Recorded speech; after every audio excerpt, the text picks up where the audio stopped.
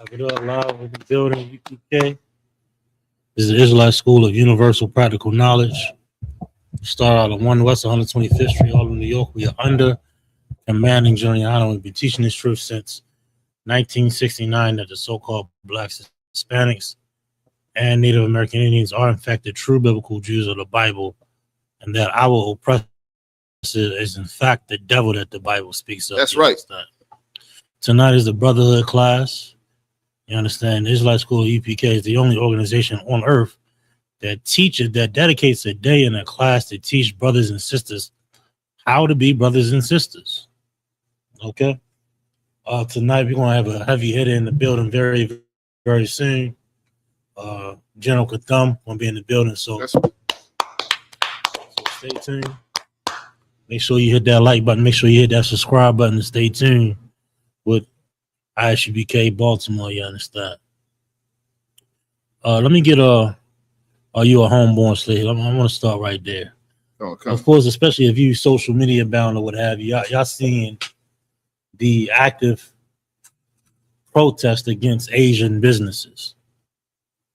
The active protest against Asian businesses was really overdue, to be honest with you. And those businesses shouldn't even have an opportunity to thrive in the black community. But I'm gonna tell you something though. This was Martin Luther King's dream. Right.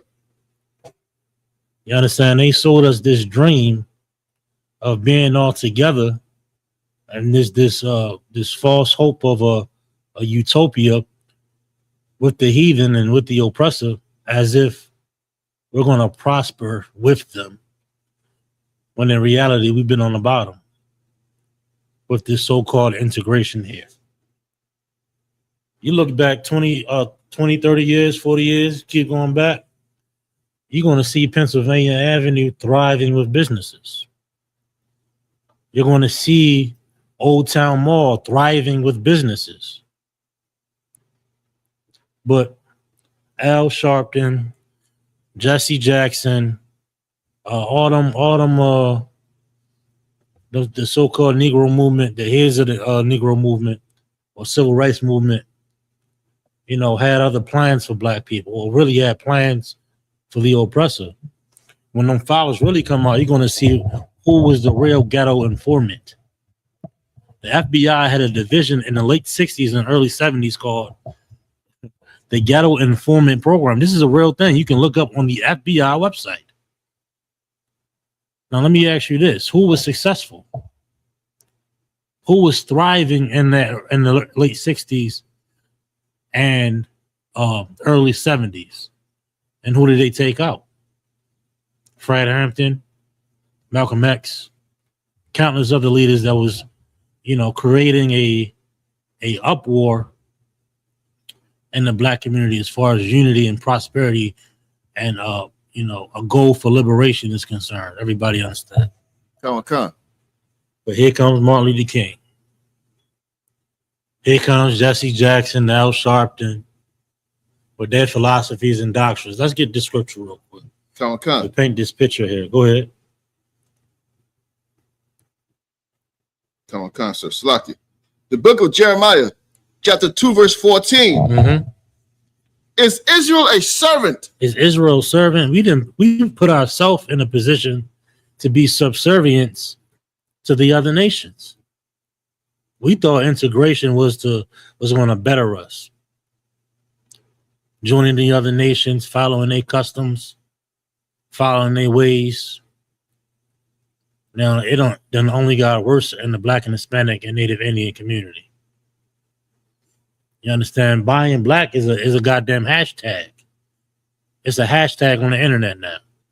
When it was a necessity in the 60s, 70s, and early 80s. Now it's several generations that don't know what a prosperous black community looks like. Literally have never seen a black corner store. A black shopping center. You know what I mean? Full of black businesses. Hella foot traffic. Never seen it. Can't even comprehend or imagine that we're capable of such success because of the false doctrine of the Christian church. Can't even imagine it. You know what a lot of people say? Oh, we can't survive without the white man. We would die without the white man. I've literally heard these statements. That's how little of a, that's how much we put ourselves in servitude under the other nations. Are we a servant? Is this what we become? But we far greater than that, black man. We far greater. That's why they don't teach. That's why they start when we learn it in grade school. That's why they start at slavery. They start at slavery to paint you this picture of servitude and total, dominated.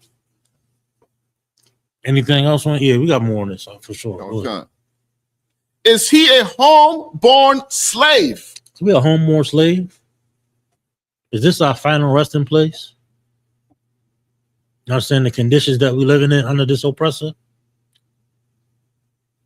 You know what I'm saying? We done made a great mistake following these leaders, man. A great mistake following these pastors, following these deacons and these what do they call them in Islam?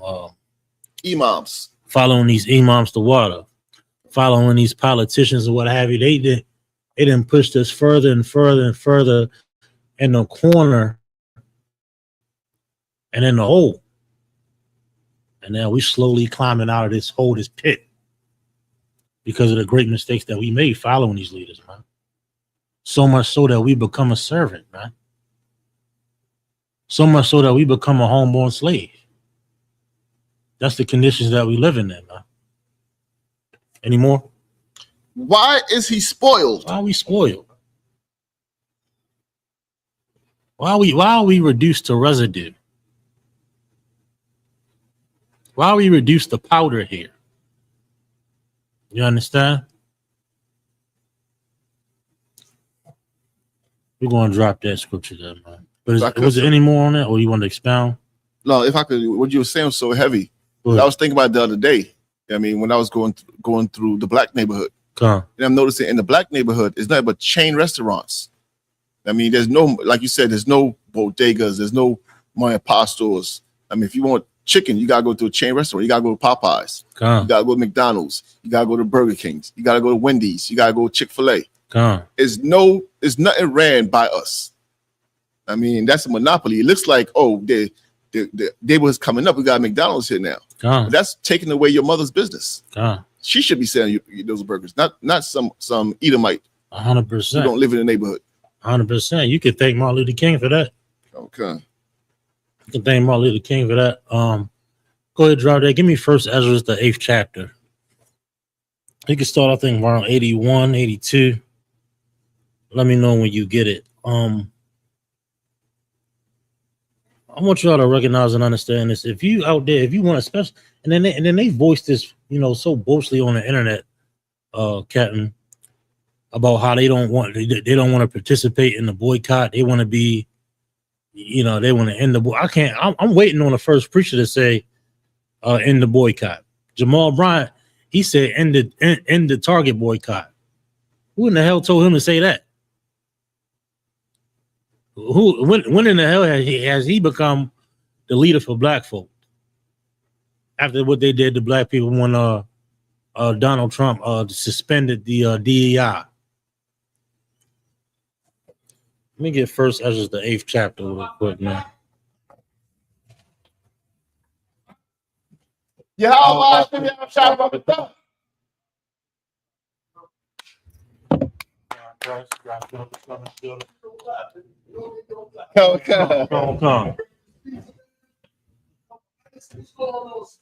know what, sir?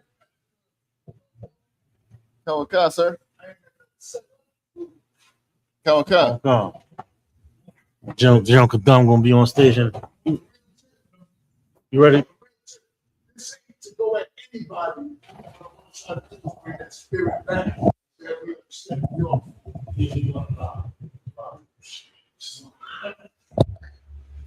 Was you ready or you need a second? I think that was music. Come. Come. Yes, sir. Go. I don't think it picked up any. That's we had First Ezra's Salag. Esdras, Salaki, sir. First Ezra's chapter 8 and verse, I think it's 81. Somebody get that door.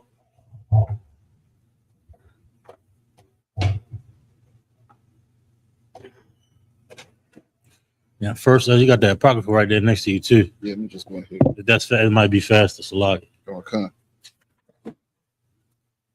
I want to show you something in these scriptures because the church failed in teaching this book, man. They failed miserably in teaching this book. That's why we got the problems we got today. Let's get these scriptures real quick. Go ahead. Which verse, sir? Give me verse 81. Come. Let me hear what Book of Esdras, chapter 8. Salaki. 81. Mm-hmm. Yea, and honored the Go to 83. Go to 83. That the land which ye enter into to possess as an inheritance. As a what? Heritage. As an inheritance. You understand? Go ahead. Is a land polluted with the pollution of the strangers. Is what? Polluted with the pollutions. With the pollution. I'm start right there. Now, is this talking about the air quality? Is this talking about recycling bins? Is this talking about, the food or what have you? It's talking about something else here. We're going to get some more though, all right? Read that again. That the land which ye enter into to possess as an heritage is a land polluted. Is what? Polluted. Go ahead. With the pollutions. With the pollutions. Of the strangers. Of the who? Of the strangers. It's polluted with the pollution of the strangers, man. Somebody give me an example of the pollution of the strangers, if you could. Anybody want to give it a shot? Anybody online, type it in the chat for me. Give me an example of the pollution of the strangers, if you could. I'll give you 15 seconds online to give me an example of the pollution of the strangers you did. Nobody go ahead, you know? You gotta turn that. Is that on? So like, yes, sir, is the pollution of the strangers basically like integration? You know what I'm saying? The teaching our people of integration, like that's their culture. That's part of it, because that's against Israelite culture, integration or what have you, right? Anybody else? I give you an example of the pollution of the strangers. That wicked, disgusting thing that Mayor Brandon Scott did. He created an office for the LGBTQ plus. That's pollution. That's polluting Baltimore. That's polluting black people. You understand? The pollution is their ways and customs and traditions. You understand? That's how you pollute our nations. Captain Warrior. Kawakan. For example, all the churches and Muslim mosques. There you go. That's pollution. You can see that on every corner.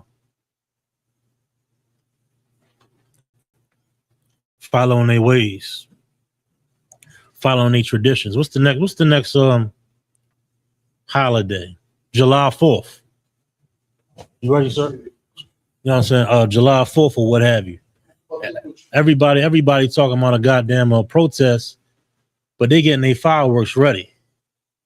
They getting prepped. They making that trip up to Pennsylvania. Cap. They get a truckload of fireworks for July the 4th. It's a lot. Okay. Why? Because we polluted.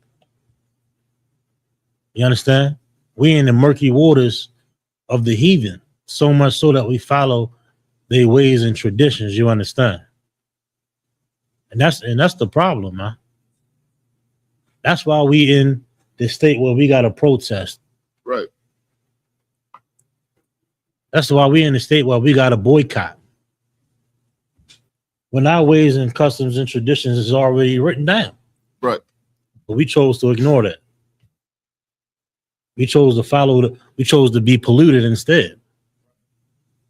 Give me some more. Okay. And they have filled it with their uncleanness. And they filled it with their uncleanliness. Filled it with their Christianity, their Islam. What do the Chinese follow? That Buddhism or what have you? Rastafarianism. Say it again, Egyptology. Come. Al-Wapanya. And we're rocking out with Captain Sapari and on and what he's basically breaking down is we destroyed because of the other nations. Everything that we join ourselves to is always backfires on us. Like, for example, the blackout. The blackout is real heavy that sisters are now waking up, right? And it's real heavy that black people are waking up. It's real heavy and trying to come together.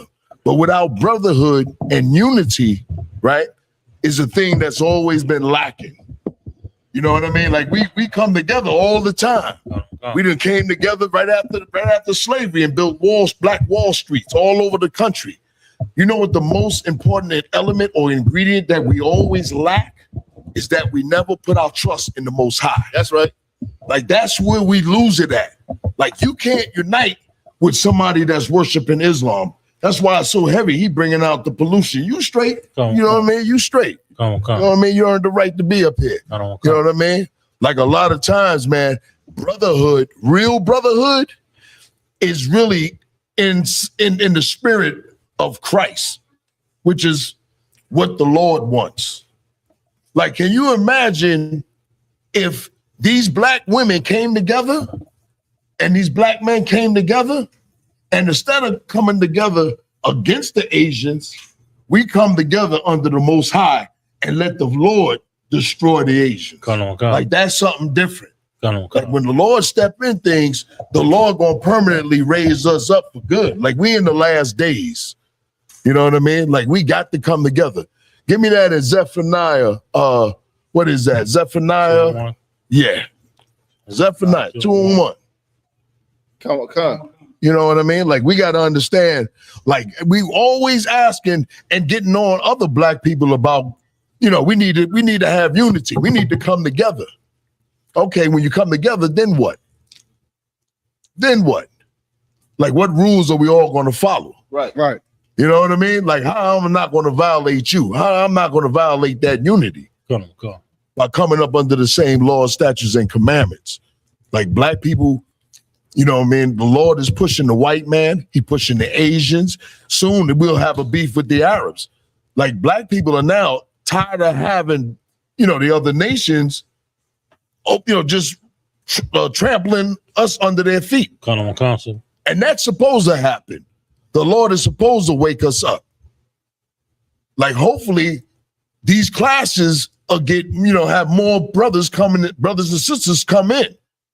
Because out there, people like Claude Anderson, he'll get on black people. He'll say something slick. But he ain't got the solution. Right. He ain't got the answer. Hey, did you got that clip, Warrior, that I wanted to? Can you show that clip? Like Claude Anderson, when you look at him, he's always talking about what we done lost. I done heard that all my damn life. Like when we gonna say, well, what's the cause of us losing it? A lot of these educated Negroes is always talking about it's black people's fault. Okay, that's part of the blame. But these educated Negroes never come with it. Show that clip with Commanding General Yohana. And it was so heavy last night when General Yohana went on it. And Black Watch is for us. For us brothers in the school to go out in the street and teach it, because there's people that don't watch Black Watch. You know what I mean? Everything you learning online, you're supposed to hit it with the streets. Right. You're supposed to bring forth that power out there, that word of God. That word of God is power. Yeah, We go don't ahead. have to protest. We change how we think and how we operate in society.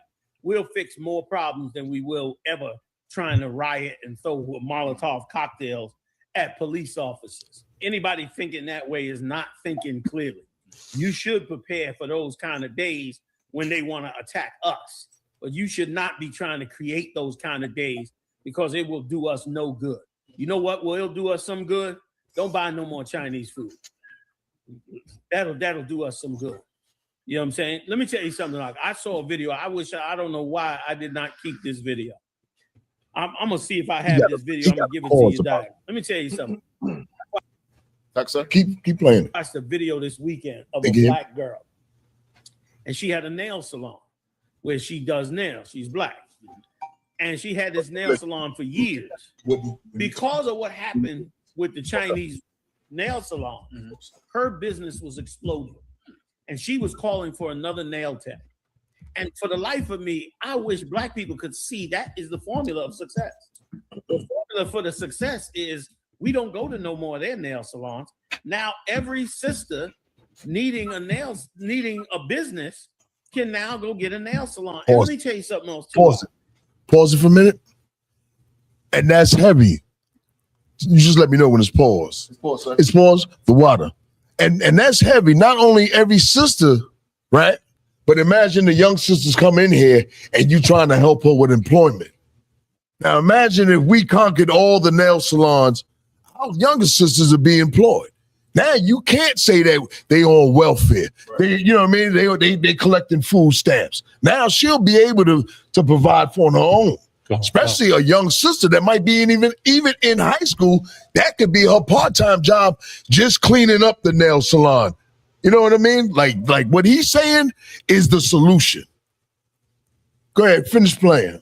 And I'm gonna say one more thing. A lot of Negroes be listening to these big head Negroes, and they always blame black people. When you online, listen to these educated Negroes. They always saying it's your fault. But in here, we know who fault it is. That's right. Who fault is it? Right. Yeah, there you go. It ain't hard to figure out. That's who been stopping you for 400 years. Like, we got to go with the streets with this. Black people know who their enemy is, but they ain't strong enough to say it. You got to be the one that say it. That's the whole purpose of camp. The whole purpose of camp is to expose the so-called white man. Give me that in Zephaniah. Second Thessalonians. Is it Second Thessalonians or Second Timothy, where it says he got to be the son of perdition got to be revealed. Got it. So. My memory a little shot, so bear with me. But that's where we go ahead, brother. Yeah, we're gonna hit that once we get done with this. Second Thessalonians chapter 2, verse 3. A little bit above it. No, you got it. Come. Let no man deceive you. Don't let no man deceive you, man. A lot of these black educators, these people that black people look up to, don't let them deceive you if they ain't telling you who the real corporate is. The corporate that is doing all these things have been doing it, especially Baltimore. Y'all all know where the drugs come in at. Who brought the drugs in here? Saparia? White man. Hey. The whole movie about The Wire is that the Greeks was flooding Baltimore with heroin. Right.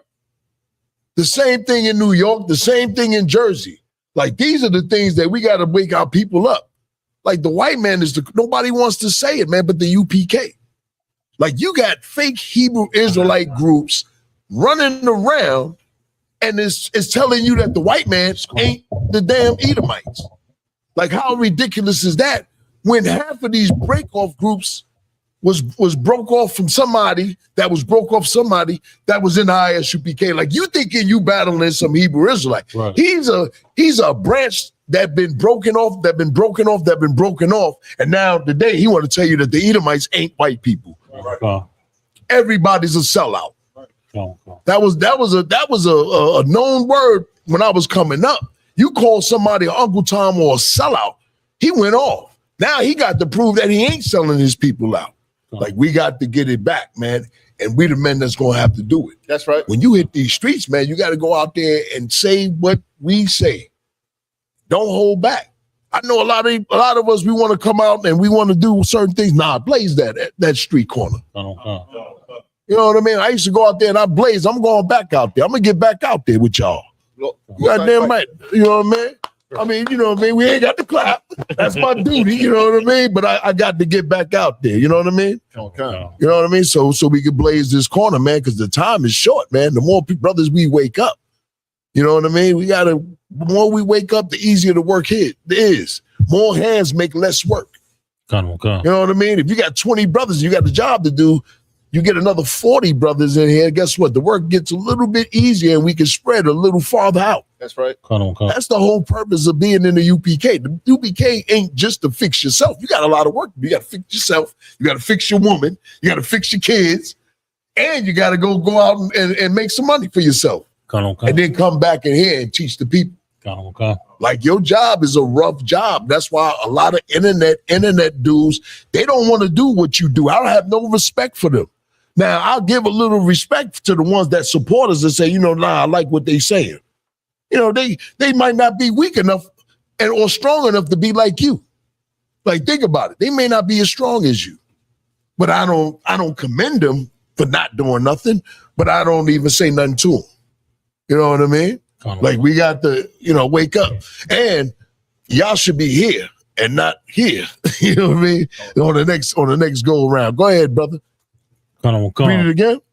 Let no man deceive you by any means. Right. Our people are being deceived. You know what I mean? Like, we ain't telling them, yo, the white man is the one that set up the Asians. Right.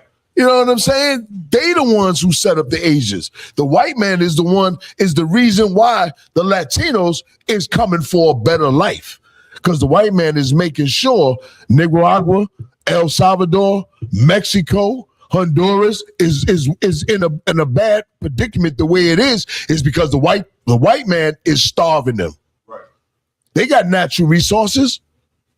It ain't like they living in the desert. They got natural resources. Their land is got, you know, it is plentiful. Right. But they allow the gangs to run those countries. Right. The gangs are being ran by the CIA, and I'm gonna go into it on another date. Most of your cartel, when you find out the big top men, when you look up those names, they Jewish descent, which means that they are Jewish. If you ever look up the movie Scarface, what's the guy named Frank? When you look him up, he was a real a person. And come to find out, Jewish descent. That's who been bringing these drugs in. But they blame who? The Latinos. Right. Who do they blame in the city? They blame us. Right. For selling it. You know what I mean? Like, we gotta call a spade, and black educated Negroes ain't really saying it. And then black people will always say, come at you with this. Y'all always blaming the white man for yeah. He's the goddamn criminal. He's the one that's doing all this, man. Like, once we start to realize that he's the one that's doing it, now we got to figure out how do we stop him from doing it. Or how do we stop ourselves from taking part in what he wants us to do?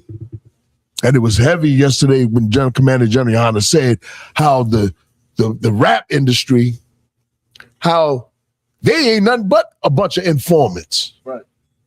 Like, you got to see what happened from the beginning of rap. Rap was more of a militant type of music.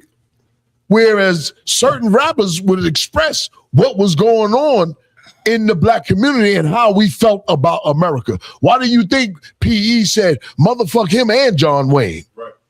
Like, that's where we was at. They nowhere near in that sort of spirit.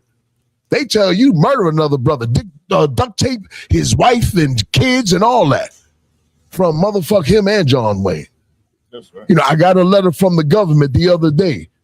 You know, they wanted me to join whatever. I said they were suckers. I'm just paraphrasing some of the lyrics. Like, we got to go there.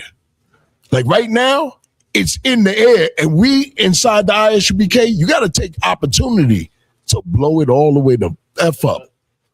Like, you got the knowledge. General Hanna then kept the truth as is. The Lord is rocking with you.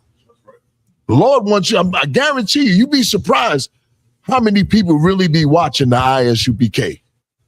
We got a lot of haters, but we also got a lot of people watching us, learning from us. They seeing y'all out there. Go ahead. For that day shall not come, except there come a falling away first. Right. Keep reading. That falling away is talking about we got to get our people to wake up and fall away from loving America, falling away from loving white people. Like it's not been helping us loving white people. What will help us if we just start loving one another? That's right. The problem with black people is we can't show no love until we get some goddamn money. That's some garbage. You know what I mean? And money is a defense. You got to get money. You got to feed your family. But you mean I got to get mine first, and then I can start worrying about loving you? You know how many brothers when I was at camp would always say they got to get their money straight first? Did you come in here and say that, Kara? I got to get my money straight before I start messing with y'all? Or did you say, I got to learn this? Yeah. I talk regular, man. This is the street, man. He ready to act all proper. Not get busy. This brother was literally a gang member. You know he could get busy. Right. Y'all been holding it back. I'm gonna let you rock. You know what I mean? On the righteous side. You know what I mean? Yo, rock on the righteous side. On the righteous side. That's right. What you had learned out there, because I seen this brother, and I hate to, but I got to talk about it. Okay. A brother brought it up to him about gangs, right? You remember that? And we was down in Texas, and a brother brought up gangs, and he thought he was going, glorify that gang life. Karan said, "Man, them niggas had me doing all kind of dumb shit, right or wrong." He got, that's who we need out there on that mic. Not this dude here. I don't know who this brother is. This brother is right here. You know what I mean? Like, just remember when you out there on the mic, where you been. Because that's who you relating to. That same dude who you used to be, that you're no longer, but you still got to relate to him. Like, how you going to reach him? If you go out there and be, you know what I mean? You got to let him know. Yeah, I've been out there with you. I was getting down the way you got down. Like it's something different, man. You different now. You on the righteous tip. You keep that same militant, strong spirit. That's why the Lord drew you in here. You know what I mean? Like that's the whole purpose. Because you the same way. Y'all all can get busy. You know what I mean? Like y'all had a life. I had a life out there. You know what I mean? I was grimy. You know what I mean? I wasn't all the way grimy, but I guess I was grimy, but I don't like talking about it. Come on, John. You know what I mean? But that's real. You know what I mean? Like, don't hold back. Make sure they don't hold back out there, man. That's how we get. That's who we getting. Because don't nobody want to. Let me tell you something. In most groups, they always want this cat that's educated. We want them too. But everybody neglect the brother like you. We ain't neglect you. Right or wrong. We ain't neglect you. We ain't you know what I mean? We ain't neglect him. We ain't neglect. Like Christ say, come as you are. Like the Lord is drawing up and building an army, man. This is real. I'm not just saying it. How we gonna reach the people? If we go out there and speak a certain way and you ain't speaking who you are, y'all Baltimore. Who better to fish Baltimore than Baltimore brother that has suffered in Baltimore? I don't care where you come from. You could be an average dude, but you suffer. You've been in the hood. You get down like a dude that think he's something. You gonna face it, right? So it's the same thing. But now you're just working for the Lord and you ain't working for yourself. Now you're trying to build the nation. You ain't just building your household. There's something different. That's something different. All right? Go ahead, brother. I got a precept for you, sir. Come on with it. Come. Matthew, chapter 11, verse 25. At that time, Jesus answered and said, I thank ye, O Father, Lord of heaven and earth, because thou hast hid these things from the wise and prudent, and hast revealed them unto babes. Right. Brothers that are unlearned. Unto babes. You ain't know nothing about this before you came in here. I didn't know nothing about this. You know what I mean? I didn't have a clue. But in my back of my mind, I was wondering, why are we destroyed? Why are we on the bottom? I'm up in New York and I'm looking at Africans don't even mess with us. They were selling purse bags on the ground. I'm like, damn, why are the Asians looking down on us? Why do black men and women that got these good jobs look down on me? Because the Lord chose us, man. He takes somebody that's nothing and he build them up to rule the entire world. That's something. Okay. Like he take a hood nigga that everybody hates. Just imagine, he take that hood nigga, Ganayala, that hood brother, and he make him a prince and a king and a priest and a warrior. That's you. That's why we here. Everything that you brothers have put together in here thus so far, y'all have made me happy. It is just hope that the Lord is happy with your work. Okay. I'm nothing more than another soldier under Commander General Yohana. But everything that you do, keep doing. Straight up, keep doing, man.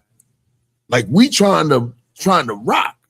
You know what I mean? Okay. We trying to, man, let's bring Baltimore up, man. Let's bring Baltimore, DC, and Virginia up, man. Straight up. When you go to camp, it's about putting it down to wait. The same city you grew up. You don't know how to relate to the same city you was raised in? You mean to tell me you can't connect to black people? Think about it. That's your whole job. You know what I mean? Give me one more. We're going to hold that. Give me Ezekiel. Ezekiel, I think it's the third chapter. You want the rest of this, or you want to? Go ahead.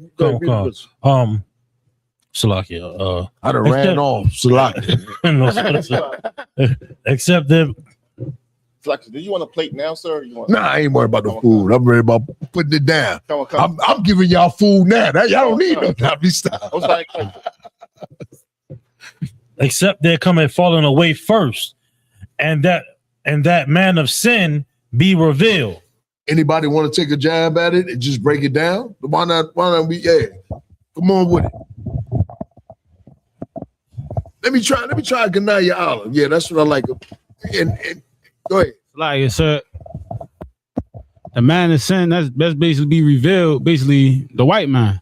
Right. You know what I mean? And all his crafty counsel that he's done did, you know what I mean, on earth, is he being revealed. You know what I'm saying? Like how today's times, the world is starting to see, you know what I mean? Like the white man is the devil. Right. That's correct and all. You know what you got to say? That in order for us to get our kingdom, to even start building it, this man must be revealed. And I'm out here trying to reveal it to you. Right. And then most times they don't know that this is in the Bible. So all what you said, that's correct. But put that word must in it. I must talk about this man of sin. That's why black people get mad. They say, why are you always talking about the white man? Reason being, because he must be revealed in order for me to wake your ass up. That was correct. No sweat, brother. Give me go ahead. If I could add to that, so what you're saying so heavy, come on with it. That this man must be revealed, because if you don't know that this man's an enemy, you're gonna say, why is the Lord, like for example, when they was leaving Egypt, they want to go back to the pots of meat. They don't know that they have an enemy there that's making them an enemy of God. Exactly. So until he's revealed, these niggas will keep coming up against us and saying, like you said, why you keep coming up against the white man? Because they don't see him as an enemy. Right. And that's because of Christianity. And let me explain. And you're right. And let me explain to y'all, once you start to really understand this, and let this sink in your hand, and this is real. Over the years of being in the truth, learning under the generals, Christianity is in a drug dealer that never went to church. Christianity is in children that's in grammar school. Christianity is in Islam, the Kemetic science community, the Black Panther Party. Christianity is so deep rooted in them because it was something that they was raised without them trying to seek. You know what I mean? So that is what you got to understand out there on them streets. Like a brother be talking about he Alhamdulillah and all that. But you get the questioning of him, and guess what? You'll find out he's just a Christian that worship an Arab God. He'll tell you, you shouldn't say that about the white man. Or he'll be in defense of the white man. That's Christianity. Christianity is a white man's religion just so that the white man can stay in power and control and that you never blame him for all the crimes that he committed. Black people don't want you to convict him. Black people don't want you to condemn the white man. But the entire Bible is based on condemning the white man. So if the Bible is based off of him condemning the white man, how could he ever write the Bible? Don't nobody write something that's going to condemn them. I'm not going to write a book about me that's going to condemn me. Okay. The son of perdition. That's it on that side. That's it. Give me Ezekiel. I have I think it's could be chapter 2, where it talks about when he sends Ezekiel.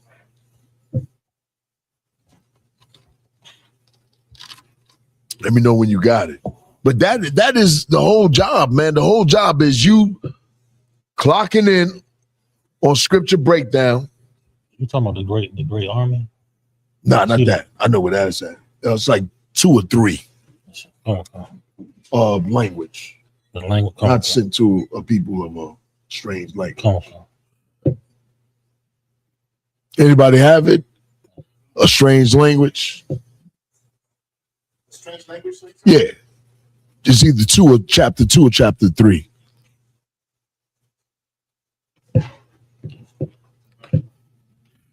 Hey, yo, y'all can have one man. Y'all can have only one man serve. That's the rule. Usually one man, one brother can handle that job. It ain't 30 or 50, 50 people here. Got it. You got the whole Ezekiel 3 and 5. Yeah, go a little bit above it. Go to 4. Yeah, just put the whole chapter in. Come on. The whole chapter. Let me see. Come on. I got to think it is. Yeah. Start at 1, sir? Nah. 4, 3? Yeah, 4. 3. Let me see, 3. Yes, sir. Start at 4. Yes, sir. Ezekiel chapter 3, verse 4. And he said unto me, this is your job in Baltimore, man, when we send you out in Baltimore, D.C., and Virginia, especially you brothers in Baltimore. Like, y'all supposed to know Baltimore.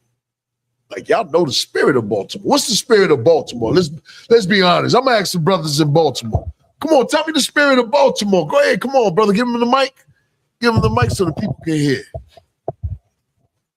The spirit of Baltimore, sir. The spirit of Baltimore is get it any way you can, sir. Honestly, that's how everybody live out here. Just you saying it the way you said it is Baltimore. But you correct. You correct. Come on. That's right. That's what I'm talking about. Hey, come on with it. Come on with it, man. I just want to, Baltimore, even DMX, who's grimy, said y'all was grimy. Right. Now that was a brother that was on drugs and will rob a brother. All right, now you know what I mean. Like I ain't knocking DMX. I love, I like his music. But go ahead, brother. So I was about to say Baltimore don't have no zeal. Baltimore like a depressed, down place. Everybody downtrodden. That is Baltimore. That is Baltimore. Come on, y'all can go ahead. Yeah, you right. Let me tell you something though. That's what I saw in Baltimore. When I came up to Baltimore for the first time, I said, damn, y'all got, houses, but they all abandoned. Then when I went to camp, I seen grandmothers nodding, then the daughter nodding, and then the granddaughter nodding in front of the camp. I mean, all the time. Like your city is a depressing, grimy, downtrodden city. Like when you are outsider, if he examined, let me tell you what I did.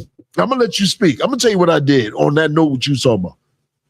I remember after a while, I'm a camp leader, and I'm like, yo,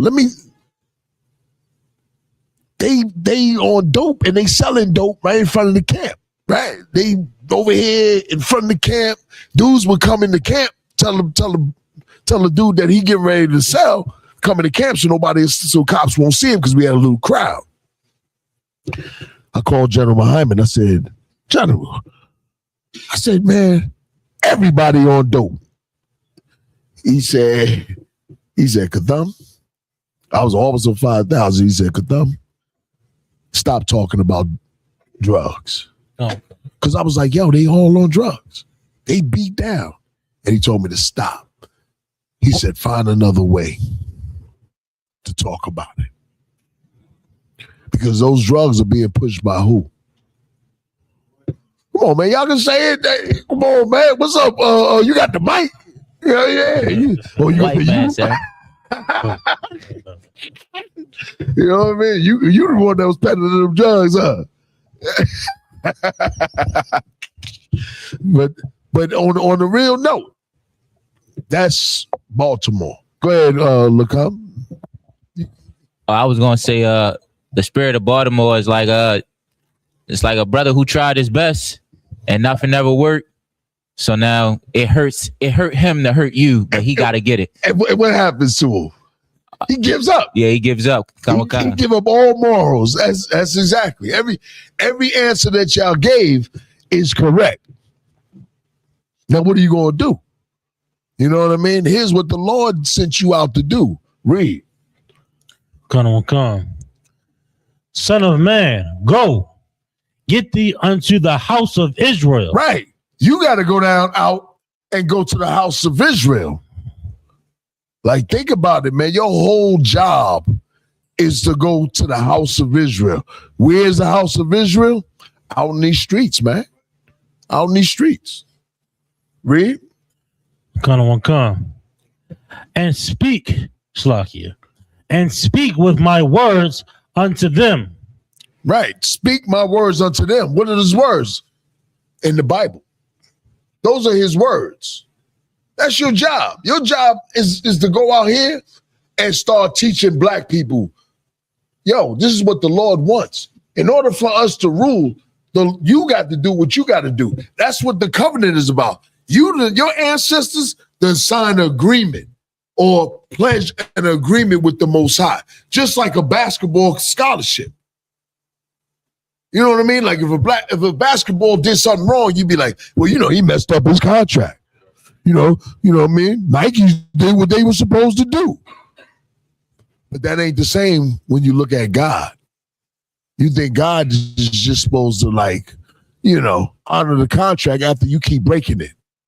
You know what I mean? Like, would you do business with me if I keep breaking the contract and you ain't get paid?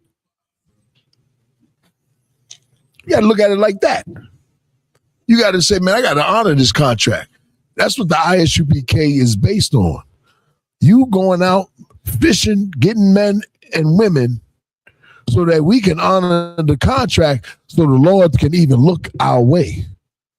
That is the whole purpose. Like, how are we going to get the kingdom if we're not getting God's attention?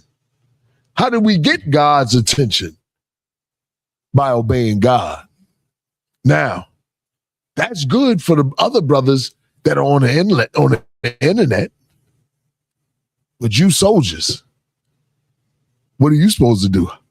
You go out there in them streets with the men that don't want to go out in them streets. Camp dudes, people online hate camp dudes because it's something that they could never do.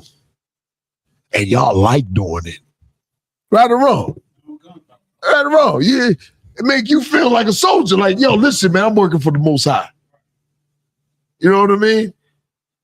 Like, can you imagine all the stories being written by you in the future when we get in the kingdom of heaven? How your grandchildren is going to talk about you. And I'm saying grandchildren because the kingdom about to come. Come. I ain't talking that far. You know what I mean? But this is real talk. Like, yo, I want to be written in that book that they talk about in Revelations. Right or wrong? What's the purpose of doing it? If you don't receive a crown. I mean, of course you want to do it, but there's a reward that comes with it. It's something different. That's something that people in the Christian church, the conscious community, Pan-Africanism, you know what I mean? Muslims, like, which would you rather have? Running the entire earth or 70 goddamn virgins? They damn near getting 20 or 30 virgins, not virgins, but they're getting 20 women just with the money they got over there in Dubai. Like, we in it for something much greater. Come on with it. Years ago, this was back in 2015, sir. I just struck a nerve about Islam. Go ahead. No, lie, sir. Not Islam. Not gonna put me down there. But years ago, I seen this article in Baltimore. It was entitled "Lord of the Flies Comes to Baltimore," Go ahead. and they was talking about how this is a black community that has no fathers, and I was so shocked at it. It's hard to find a real article because they changed it so much because it was so blatant when it came out. Right. It was so vulgar when it came out of how they were speaking about us. But it was basically saying, if anybody knows Lord of the Flies, it's an old story about a bunch of boys who got stranded on the island with no parents, no guidance. Yeah, I know about and that's how. Come on. No, go ahead. No, and that's how they was describing Baltimore. That's us. And that's how white people look at us. And that's not the only race that look at you. The Asians look at you like that. The Arabs. And you know who else say that? Africans. The Africans say that. So when they see you out there, it's something totally different. They see men out there standing.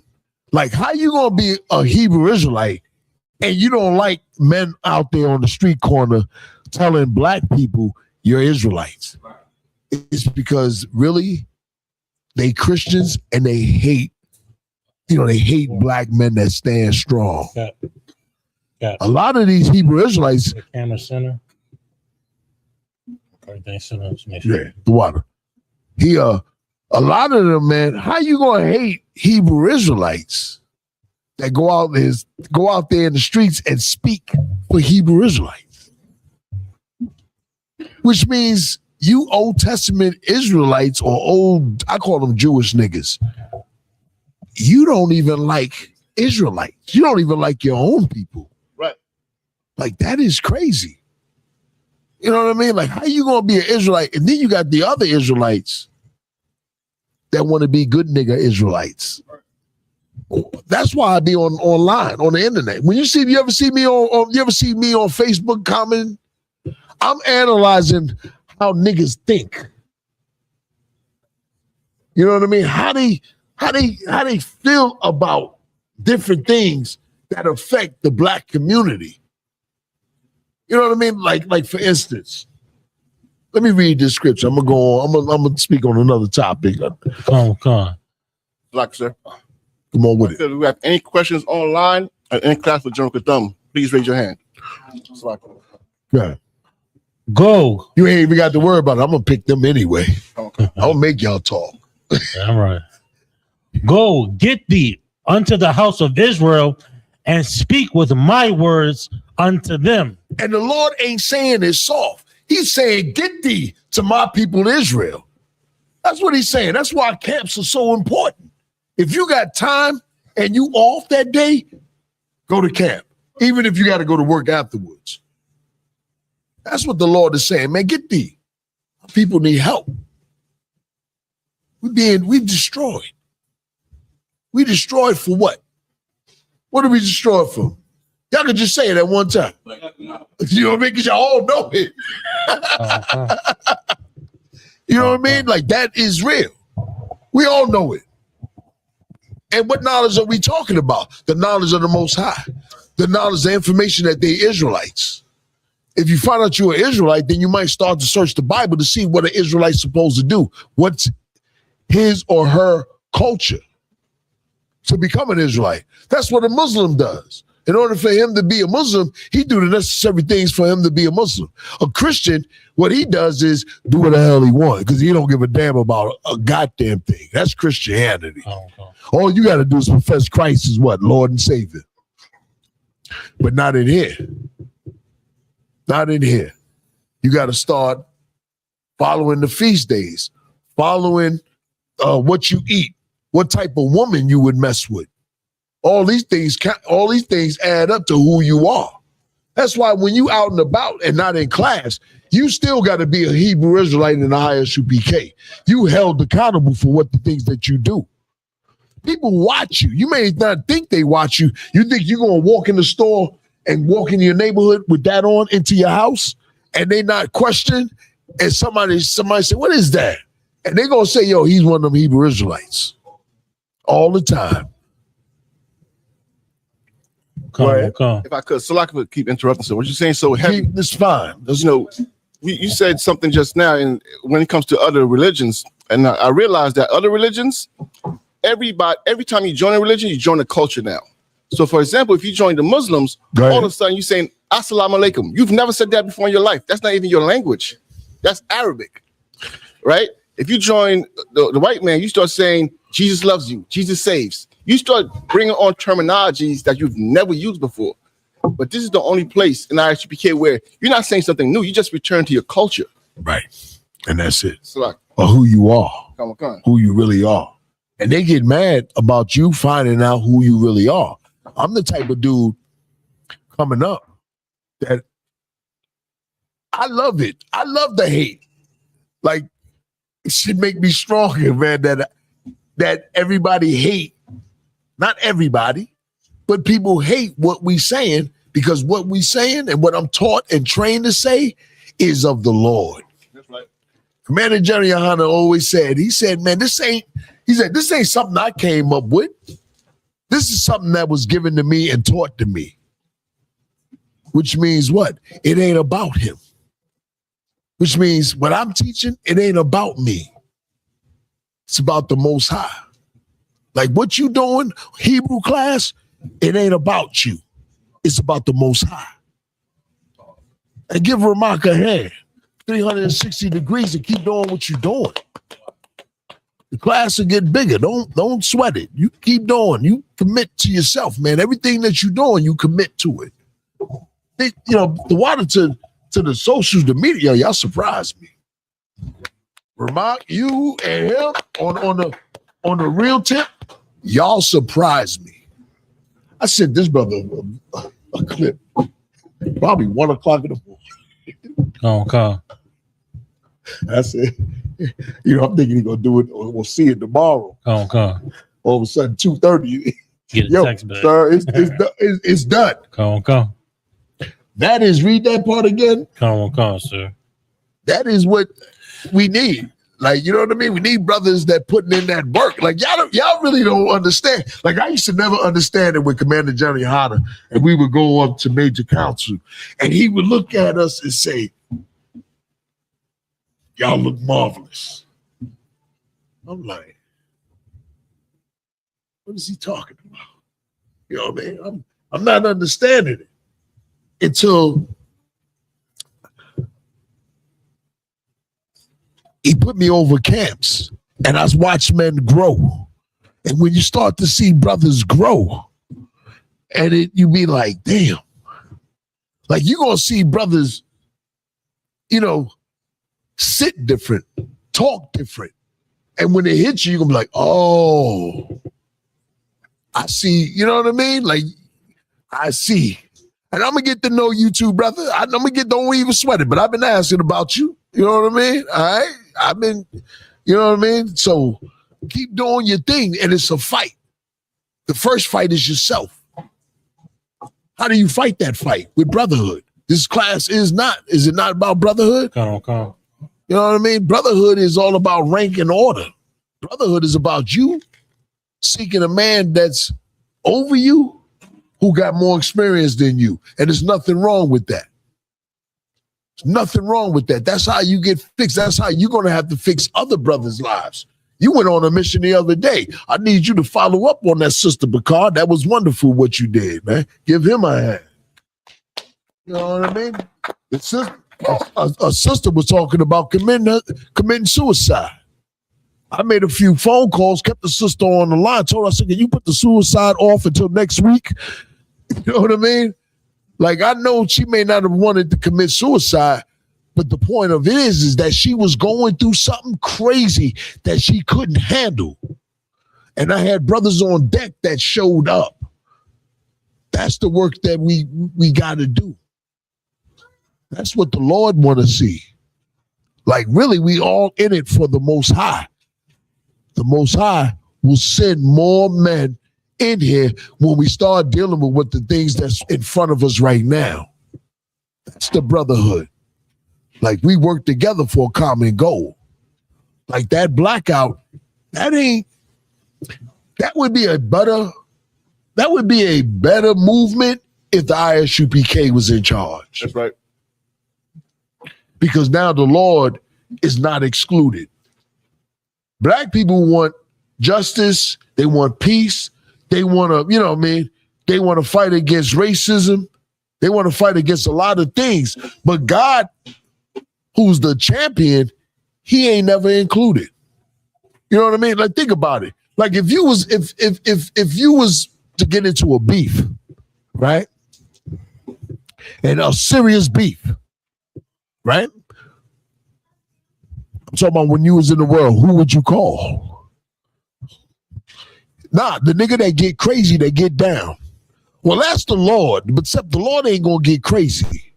But that's the Lord. That's who we call on. You know what I mean? Like, and every time we have an uprising, it always get squashed because the people ain't really seeking what the Lord said. Meanwhile, the Lord, y'all know all through the scriptures, he say, I got my arms stretched out. Right. But he got his arms stretched out. But you know what we do? Smack his arm and think that we got it. And then all of a sudden, the sellout, he come up and he squashed the beef because he's getting paid now to squash the beef. Time and time again. It's always like that. So I'm hoping that blackout will grow strong. But I'd rather have us over top of it and getting counsel.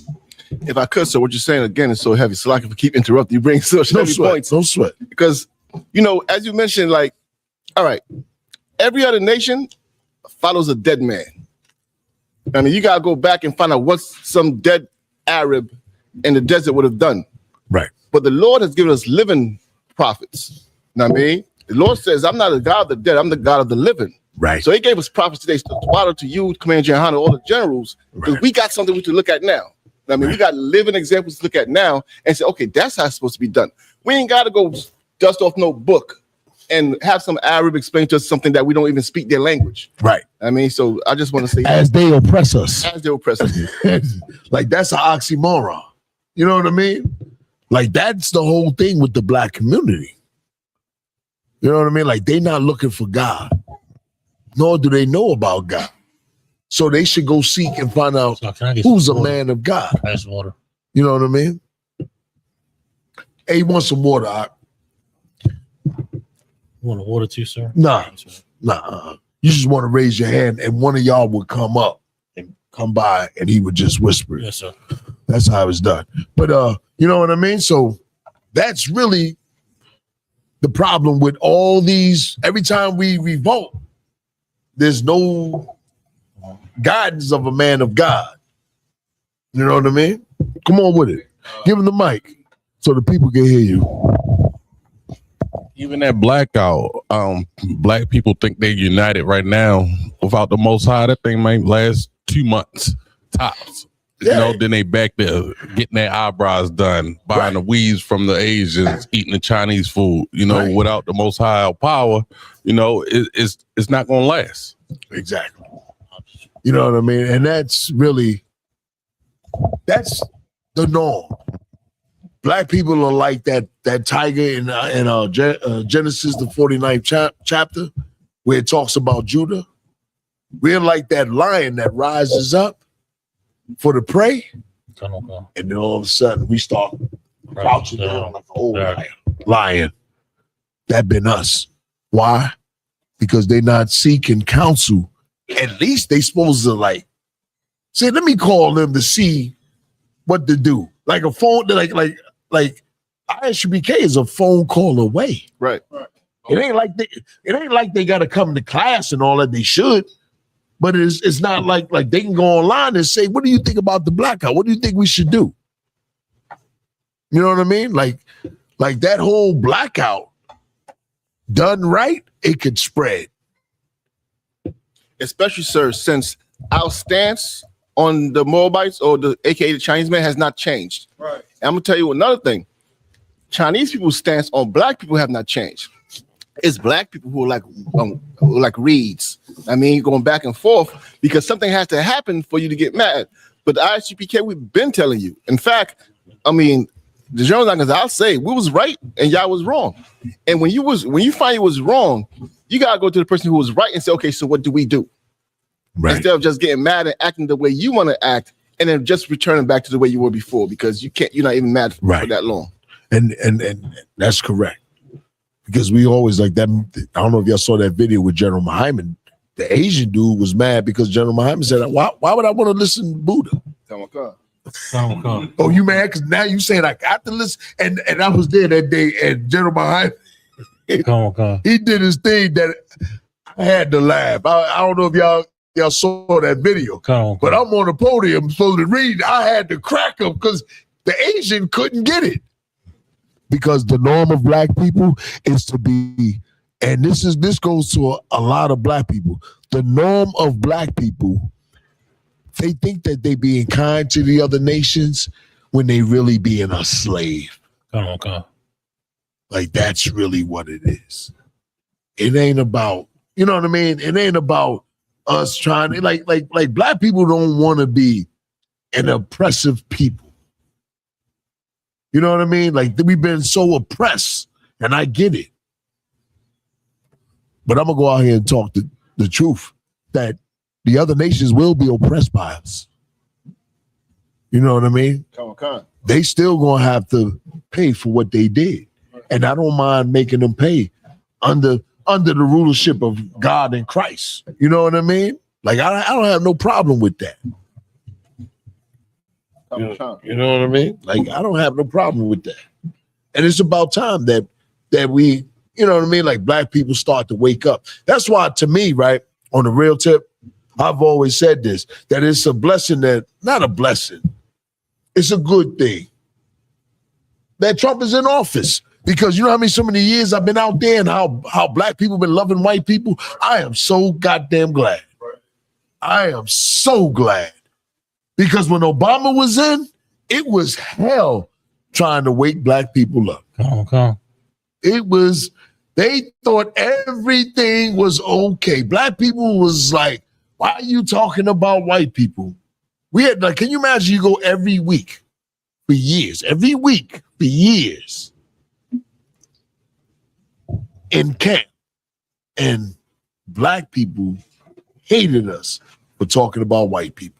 Now the energy changed a little bit. So now it's our opportunity to benefit from that change. You know what I mean? Like the white people are showing their hand. Do you know that white people are in different groups on Facebook disguised with black photos of Martin Luther King, Malcolm X. You know what I mean? Like they literally trying to see how black people react and how they think, and to make it seem like black people, that they are black people, that they are the black people that's telling black people you're wrong for thinking like this. That's what you up against. And this ain't even the CIA type thing. This is just regular white people. Now, can you imagine what the CIA is doing? So you got that? Can I add something to you? Yeah, go ahead. Yeah, if I could, just to add what the gentleman just said.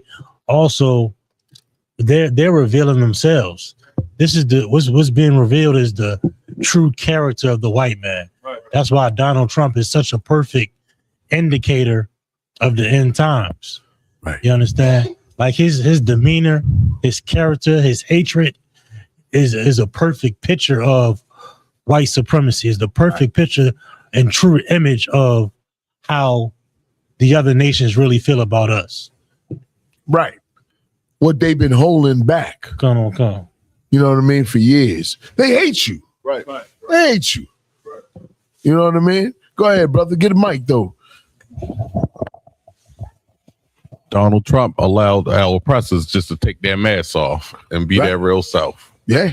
You know? Yeah. That's right. I mean, think about it. That's why I say it's the best thing. Because you either gonna wake up or you not. You know what I mean? Right or wrong. Like with all the stuff going on, you either gonna wake up or you're not gonna wake up. Come. Now read this. Yes, sir. Verse 5.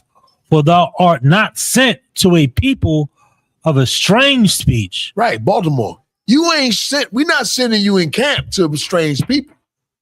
Like when you got camp in Baltimore, show up. Right. You know, out of DC and Virginia, you know how to fish Baltimore. You know what type of bait to use, right or wrong. You know what's up. That's why, yo, listen, I'm always like this. When you out there, be Baltimore. Don't be reading no scripture. Get busy. Get busy. You ain't got to threaten nobody. Come. But analyze what they saying, right? And make them think in the same code that Baltimore is in. You know what I mean? Like, you know how brothers in Baltimore think. I know how New York niggas think. I know how I've been in DC so long, I know how DC think. DC love white people. Come. Most of them love white people. Come. Y'all just don't understand. Yes, sir. Y'all do not understand. DC for years, I done seen a dude snap when at camp, General Hyman said God hates white people. That nigga threw the cup, screamed. And no, literally, he said, ah. I said, yo, this nigga need his ass whooped. Forgive me. I did. I said, this nigga need his ass whooped. Go ahead, brother. Yeah, he was a black brother. That, brother, you know what I mean? But listen, it's crazy, right?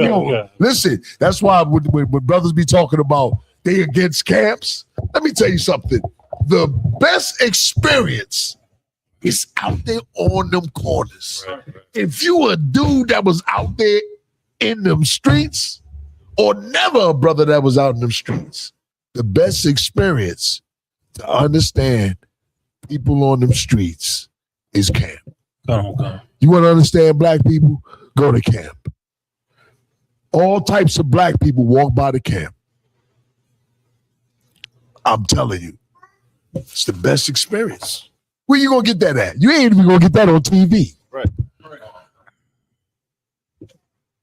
Right or wrong? You gonna see a brother scream about, when somebody tell him God hates white people, you ain't gonna see that on TV. The brother said, threw his cup, lost his mind. And the brother came back months later and apologized and he ain't come in, but he started to realize that he was a Hebrew Israelite, and he said that he was struggling. That alone, him apologizing, knowing that he a Hebrew Israelite, that might be all he can do. You know what I mean? That might, don't think everybody as strong as you. I know you basically, that's what you looking for. Yo, why you ain't coming to camp? Everybody ain't like you. You something special. That's right. And I ain't talking about some puffed upness. I'm talking about when you start to analyze men that really think they bad and men who are really, really some rough and tough brothers. is brothers that put their life on the line out there in them streets. Like dudes online, they can't understand it because them little punk ass niggas is scared to even speak in public, let alone face a drug dealer when a drug dealer come up. Come on, grab the mic. Salaki, so what you bringing out is heavy, right? And also at camp, yo, you learn really true brotherhood, right? Because 9 times out of 10, all those brothers who be out there talking crazy and stuff like that, when you got the carnal mind, worldly mind, you like, yo, just say the word so we hop on them, right? But the crazy part about it is, by the end of camp, you realize that oppression make a wise man mad. You know what I'm saying? And at the end of camp, they, like you said, coming out letting us know, like, man, you know what, yo, there's a lot of stuff going on, and I am an Israelite and stuff like that. That's right. You know what I'm saying? And that's, you only gonna see that at camp. See, that's what I'm talking about. That's that Baltimore style, how you broke it down. Common concept. You know what I mean? They need to let y'all loose. You know what I mean? Like, you right. You so right. And when you get out there, you break it down like that. Straight up. So they can understand. You get down like you get down like they get down. That's what you just basically said. It's just that you trying to be righteous with a brother. You know what I mean? Because you know he lacking that knowledge. That's the whole point. The whole point ain't going out there and you breaking stuff down like a Christian. Right. The whole point is that, yo, you trying to fish that brother. How do I relate to that brother? You know what I mean? Like, how do I get this brother to listen to me? Some brothers ain't gonna listen to you. I get that. But some brothers gonna see that brother not understanding what you saying, and they gonna be able to understand you just from being on the sideline. You know what I mean? Like, that is what you just said. That's why I say, keep doing what y'all doing, man. Go to camp. You get a chance to go to camp. Don't think that you just gonna read a scripture. Put your zeal in it. And a zeal doesn't necessarily mean, you know what I mean, that you always got, some brothers can blaze, and some brothers, how you just did. Now you say something like that, and another young brother got to be like, okay. You know what I mean? Somebody might see it. Somebody might see the video. Like, put your own spirit in your speaking. If you a blazer, fine. If you find out you do better teaching, do so. But to be a brother out there, it's hard to be a brother to a people that doesn't, you know, that really doesn't want to understand, or that just doesn't understand. But it's your job as a brother to try to make him understand. It's your job. It's not his job. He don't know nothing. Now, if I'm telling you to be kind and all, no, fuck no. Excuse my language. No, hell no. How you put it down, let him know. Yo, I get down like you get down. I always did that. But I always tried to, if it was heating up, the men were ready. At the same time, being out there, I'm going to squash it, but he gonna know that I'm gonna get down like you get down. But we're gonna leave with that you respect who we are. You know what I mean? You're gonna respect what we do and who we are. But I'm gonna put it in that way, and that comes from over time. You know? Come. Verse 5, for thou art not sent to a people of a strange speech and of a hard language. Right. You ain't sent to a people of a hard language. You know the language in Baltimore. You know what I mean? Right or wrong. You know the way you talk was Baltimore, right or wrong. Don't get out there and try to change who you are. And I'm not saying you ain't supposed to change yourself, but I'm saying don't change your style of being Baltimore. You a UPK officer from Baltimore. Fish in a Baltimore style. You understand? Right. Like Baltimore is a hard city. How you gonna get a young brother off of dope or or stop him from selling dope unless you talk the way you just talk. He gonna respect that. Come on. I remember a time where brothers tried to act like they was bad in Baltimore at Lexington Market. I had a bunch of brothers that was in the camp that was 50s. Akkad was in the camp, a few other brothers. Mashak, all of them. Mashak wasn't no 50 then. Okay. You know what I mean? Soccer Wall. Kahan, Captain Kahan. Come. I remember the brothers, you know what? It was to them it was a beef with Islam, and this is when we used to go hard on Islam. It was like damn near like our job. Come. Christians, they wasn't around, they was in hiding and stuff. So they found out don't hold and Edomite. Now Christians want to peep their head up. Right? But Muslims and y'all know the mosque, y'all know a mosque is right around the corner from where y'all at, right? You think we ain't have beefs with them? You know what I mean? Anyway, we going back and forth, me and some Muslim cat, and some young brothers said, I ain't Muslim, but I don't like these niggas anyway. So they tried to approach every one of the brothers in the UPK, Akkad, and all of them.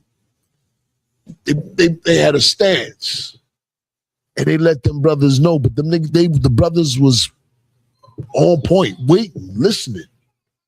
The brothers in the camp, he was listening. He was waiting on it. And the Muslim saw that we wasn't faking, and he said, "Hey, yo, man, tell your man don't do nothing. Tell your man to." And I told him, I said, "Yo, my man, these brothers here disciplined." Said, but if y'all try anything, they're gonna get busy. They're gonna get, you know what I mean? But you don't. But I diffused it because I could have been talking even more crazy, but I didn't. What for? The object is to make them respect us, and for me to let the people see to fish brothers in. That's the objective. You know what I mean? That's the whole point. So read that again, that part. Come. For thou art not sent to a people of a strange speech and of a hard language. That's the purpose of camp. We sending you out to our people, a people not of a strange language. Read on. Come. But to the house of Israel. Verse 6. Not to many people of a strange speech and of a hard. Come. The Lord ain't sending you to the Chinese or the Arabs or the Africans. Come. He's sending you to your own people in Baltimore. You know what I mean? Like, let me go out here and talk that language. Talk the same slang, but read it. He reads it, and I break it down so that the brothers in Baltimore can understand. That's the whole purpose. They don't even have to be the brothers in Baltimore. That video can hit somebody in Iowa. Right or wrong? Come, sir. You know what I mean? Iowa might like you may say some stuff being on a video, and you bring somebody in from Iowa, Nebraska. The whole thing is that we got to hit them hard. Now that all this Trump nonsense is flaring up, listen, this is what we got. We got brothers teaching classes throughout the week, right? You got scripture breakdown. I'm a phone call away. You know what I mean? You wanna be able to go out there and teach. And you got a scripture that you want to bring out that you're not sure of. You got so many brothers. You got Captain Saparia. Like you work on your breakdown for 6 or 7 days. You're like, I just got the scripture, know this scripture. Now you studying it. Now you ready. I need more videos of y'all. Come. So we can swarm Baltimore. Come. So we can swarm America with Baltimore. Like I'll take your video and tell another brother in another cities, share it. Like most of you young brothers, I'll use you. We need men. I'll put you young brothers training these. Like, listen, let me tell you something. Look at them two young brothers. You think I can't get more 19-year-olds and 20-year-olds and save their lives with y'all? Like, that's the purpose of having y'all speak. Like, young sisters, like using y'all is saving the next generation. You get out there and just speak. You know the scriptures, right or wrong, right? Y'all been around long enough, y'all two brothers. Yeah. Rock it out. Oh, by the way, I didn't check some of your speakers and it was wonderful to see. You know what I mean? And y'all sitting a little different too than years ago. Y'all look like officers. Straight up. And also, congratulations. If you don't mind, swing the camera to these two brothers. These are two young brothers that just came out of high school.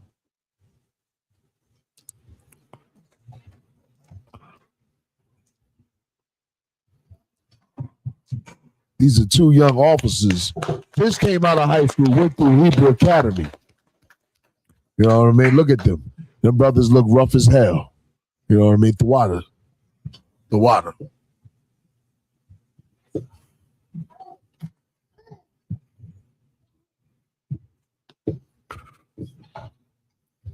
Go ahead, keep reading that. Salaki, brother. I'm going to read the whole scripture. No sweat, sir.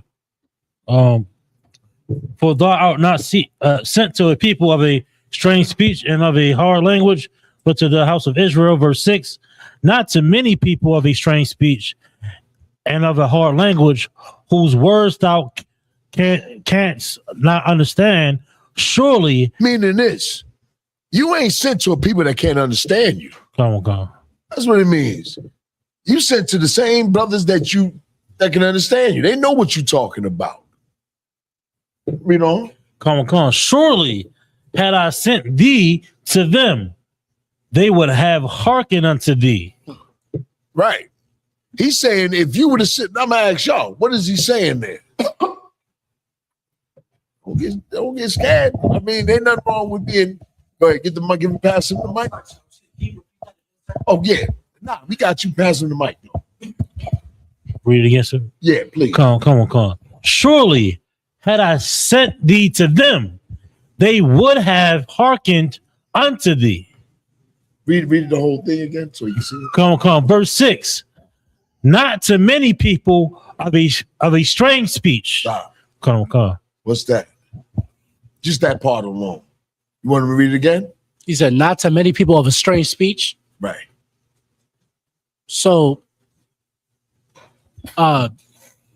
certain people that have a different way of like understanding. So who's different from us? Basically, who's different from us? The white man, sir. Who? The white man, sir. That's one. Like who else? People who else? Who else is different from us? Like different in understanding, sir. Do you eat with chopsticks? Lie, sir. Who eat with chopsticks? The Moabite, sir. Read it again. You're gonna read that part again so you can get it. You on it when you said the white man, but he ain't singling just him out. Read. Come on. Verse 6. Not to many people of a strange speech. Peoples. So he ain't talking about one people. Many peoples. What's many peoples? Nah, if you want to answer it, go ahead. So not to many people, so not to like these like other nations, sir. That's correct. The heathens. That's correct. The other nations. That's correct. Go ahead.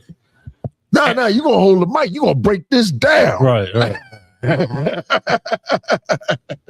and of a hard language, whose words thou canst not understand. Do you understand Chinese? Lie, sir. Would you go out there and try to teach the Chinese? Lie, sir. Why? Because they speak a different language, sir. Most High Christ. Read. Come. I'm gonna let him rock it. I got you. You got a question? Okay, I got you. Most High in Christ, y'all getting active. What's going on? Show me. Look at that. Surely had I sent them, Slaki. Surely had I sent thee to them. What is he saying there? Surely Read it again. Surely had I sent thee to them. Who's the thee? Us, sir. Go ahead. So he's saying what? That he sent us to. He said, surely if I had sent you. If we. Okay, so he's saying that if he had sent us. Right. And how you going to finish it? Come on. They would have hearkened unto thee. Who would have hearkened unto thee? The other nations, sir. Most High Christ. If you told a Chinese that he was the chosen race, he would listen to you. If you tell an African that he's the greatest and he's the chosen race, he would listen to you. Had you tell an Arab the same thing, he would listen to you. Had you told a white man, he would listen to you. Read on. Come on, verse 7. But the house of Israel will not hearken unto thee. What is he saying? It's like, sir, he's saying that if we went to other nations to explain to them the truth, like if they are the chosen people, they will listen, but our own people refuse to listen because we can be very ignorant when it comes to the information that's right in front of us. The information in front of us is about God. Black people are ignorant to God. That's it. They know everything else. They can become engineers, doctors. They can become police officers. They can become Navy SEALs. But when it comes to God, they dumb as a goddamn brick. So it's your job. The Lord put it in your hands. What you gonna do? Deliver it to the people, sir. Most High Christ out.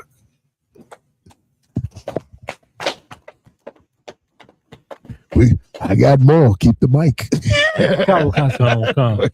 For they will not hearken unto me. For all you know what the Lord said? The Lord said, even if you sent them, they ain't gonna listen to you, and they will not hearken unto me. Ain't that a rough job? Sir. Go ahead. For all the house of Israel are impudent and hard-headed and hard-hearted, Slaki. Right. Impudent is like stubborn, arrogant.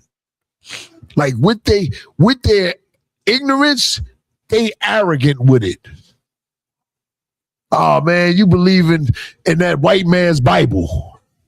Oh man, I don't, you know what I mean? They'll start disrespecting the Bible. Oh man, that's the white man's Bible. That's where it says a slave obey your slave master, which is not the correct term in the King James Version, but that's what they say.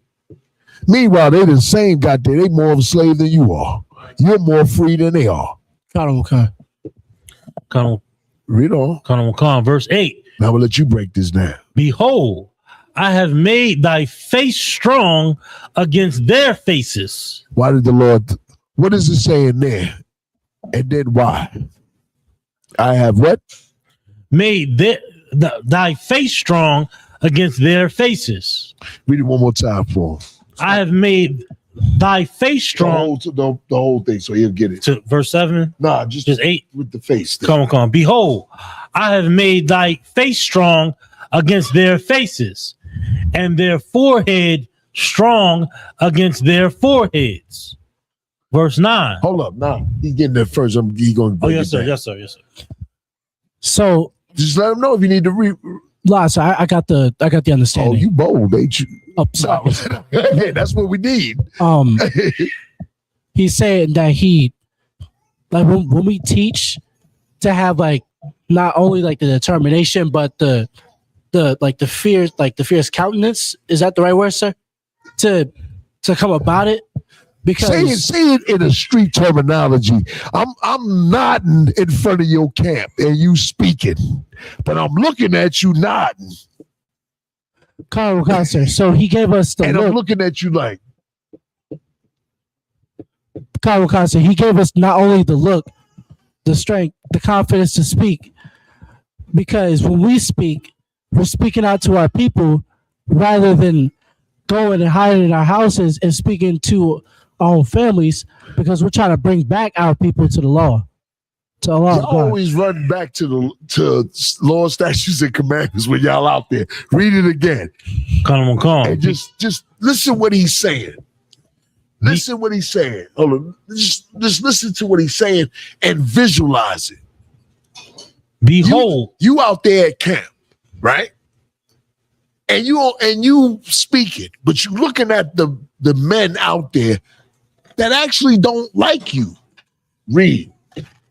Come on, verse 8. Behold, behold means look. That's what it means. Like, look. You ever say, yo, man, look, man. Come. Go ahead. I have made thy face strong. What did he do to your face? Made it strong, sir. Made it why?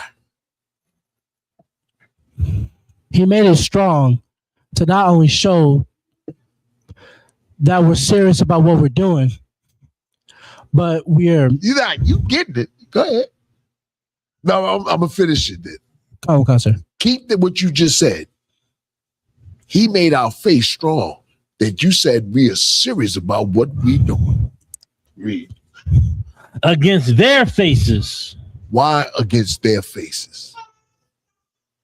Because we're serious about what we're doing and we're not unsure about what we're doing, sir. Say that again. Because we're serious about what we're doing and we're not unsure of what we're doing. Well, why did he make the last part? The first part is right. But why did he make their face that way? Because they do not know what they are. But why would he make their face like your face? You ever be at camp? You ever see somebody do this? Come, sir. Why do they do that? Come on. Get the mic. Pass him the mic. Let me get from the young man. Let me get the young man. It's a lot, sir. It's basically, you know what I'm saying? So somebody why they make those faces for real to try to get you off your point, and the Most High is letting you know that he give you that same seriousness when you're out there speaking to him. You almost there. I gotta let the old let one more young brother. I know y'all probably know because y'all done probably stole some packages and all that stuff. Let me get the young. Y'all probably have been locked up and all that. Go ahead. Like it, so you wouldn't show while you're out there and you're speaking and they showing that face. The Lord made your face strong so you don't show uncertainty when you're speaking to them. Say it plainly. Concert. So you don't see. Remember, these are the streets. Remember, I'm just some dude like looking at you like this. God. So you standing firm in what you're saying. That's cool, true. I understand that. But why is he telling you that you're gonna make your face as firm as my face? Why? So you two can have an understanding. He don't like you. He don't want no goddamn understanding. You almost there. And I'm gonna get y'all there. Read it one more time. I want you now. Hold the mic. I'll give you another chance. You know what I mean? Like, this is the interaction that should be in class. You know what I mean? Like, brothers is trying to, you know what I mean? I know y'all probably know. I'm gonna be mad if y'all don't know. You two old heads. Come. Behold, I have made thy face strong against their faces. He said, I made your face strong against their faces. So if it's against their faces, they don't understand you. What are they are? They're what? They're against who? You. Yeah. Me, sir. So read it one more time. I have made thy face strong against their faces. Why did he do that? To make us strong against them, sir. Why? He did that. But why? Because the Lord. Yes, sir. And thy forehead strong against their forehead. And he made their forehead strong. No, your forehead against their forehead. Strong. Why? Think. God. I lost it, sir. All right, no sweat. I lost it. Give it to the next young man. I want some of these young brothers. I know y'all probably know. Let me give him a chance. Let me give my man that love to talk. Yes, sir. If I may train him, man. He got a voice, man. I can imagine what you do with him. If I may, sir. He made our faith strong. Yeah. So that so like we not punks. Like we not punked out by them. Like we not gonna get bullied by them. Like we not gonna get bullied when we got the Lord with it. I told you not to talk. Hey, we gonna get you on the mic. You better be coming to camp. Most High in Christ, man. Most High in Christ. That's a duty officer, right? Yes, sir. Yes, sir. Yeah. And that's what he's saying. The Lord is with you. And he said they're gonna give you crazy looks. But what you don't understand is you just being normal on post at camp, trained the way you've been trained, they're gonna have a fear of you that you don't even know about. You're gonna be like this.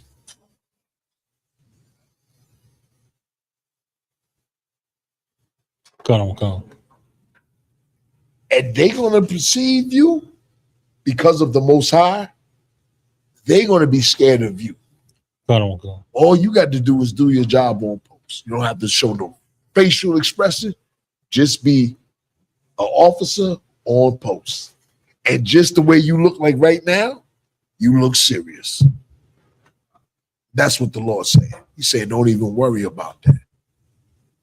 They're gonna look at you like you thinking you like trying to be kind and all that, but they're gonna look at you and they're gonna say, yo, the way the camp look, they ain't to be messed with. You know how many times brothers come up that look like they've had a rough life? And I ain't talking about no homeless rough life, but a rough life of scrapping. They came up and said, man, I ain't know whether to ask y'all a question or not, man, the way y'all be looking. And we're not forcing the look. We just following UPK. UPK protocol. Stand on guard. Look everywhere.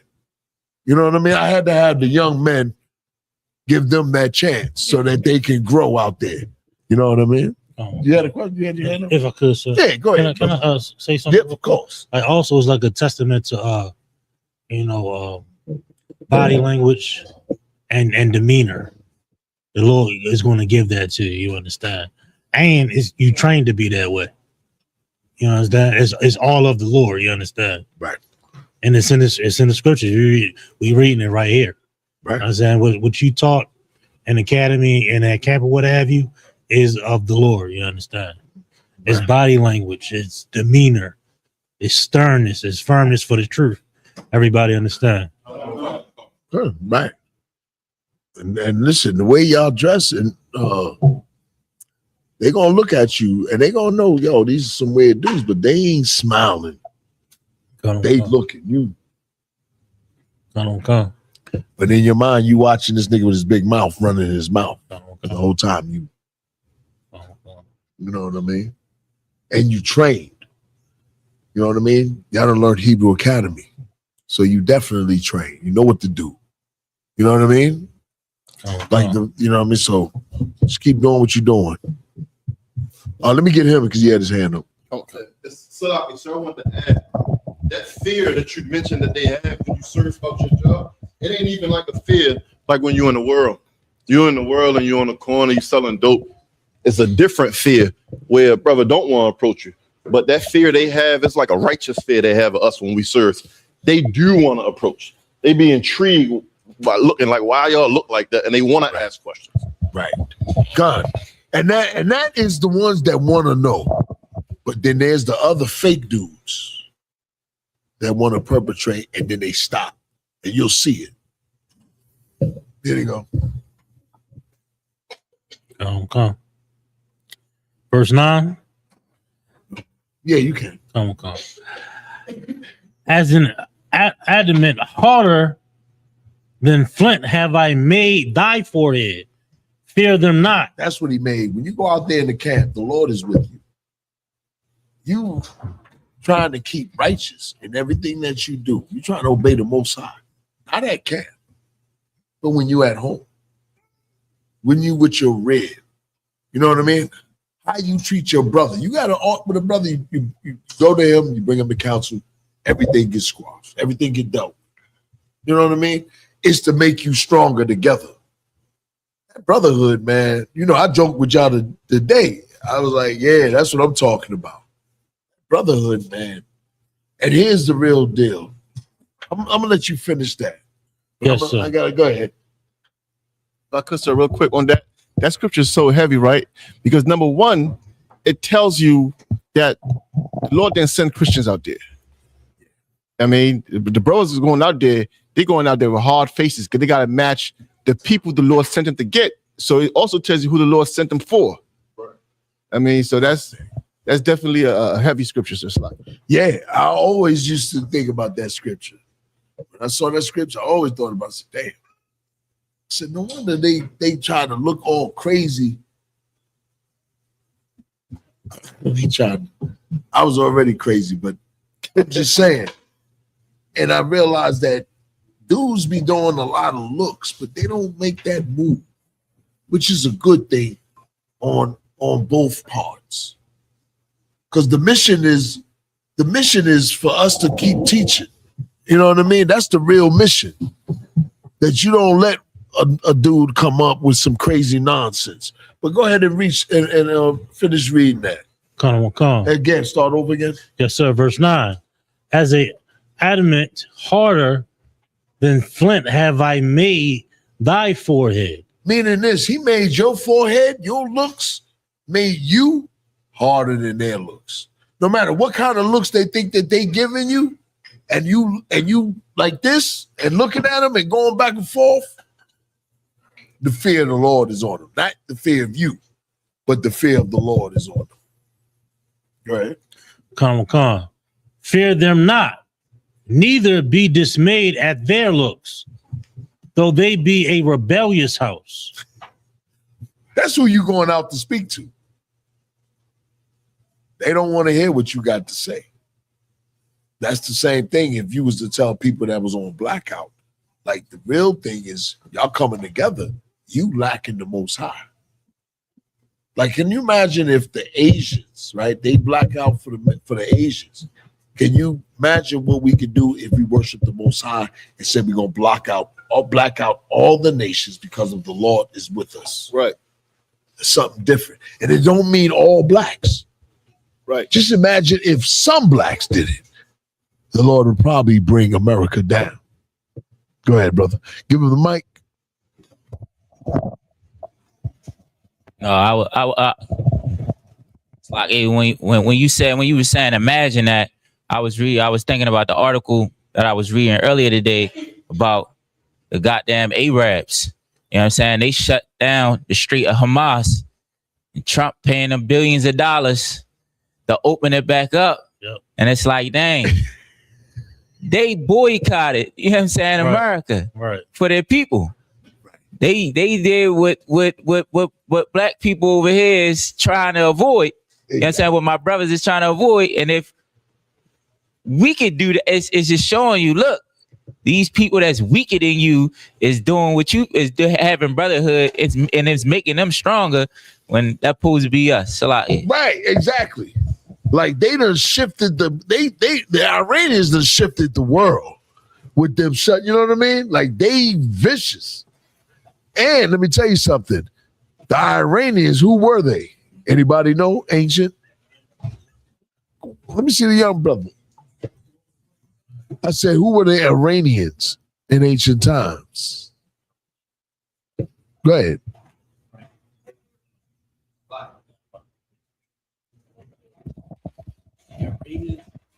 What'd you say? Go ahead. I'll let you go ahead. Yeah. No, he gonna answer it. He got it. Yeah, that's what my question was. They're the Babylonians, right?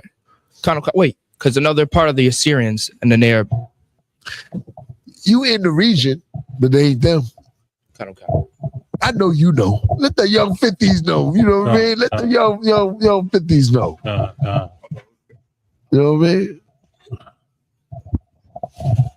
So like, yes, sir. If I may, I was going to say the Assyrians. Y'all in the region. Ishmaelites. Now you guessing. Right. right. Oh, okay. The question was Iranian. Can I give him a hand? Go ahead. Yeah, you go ahead. Anybody seen the movie 300? They cast the Greeks. Was it the Greeks? You ain't got the cast on white folk was fighting. Yeah. So it should give you a small hint. It's almost over. What time? Go ahead, y'all try again. It's like so you said what? The Iranians in ancient times, sir? Yeah, say that again. Put the mic up so the people can hear you. It's like you said the Iranians in ancient times, sir. Who were they?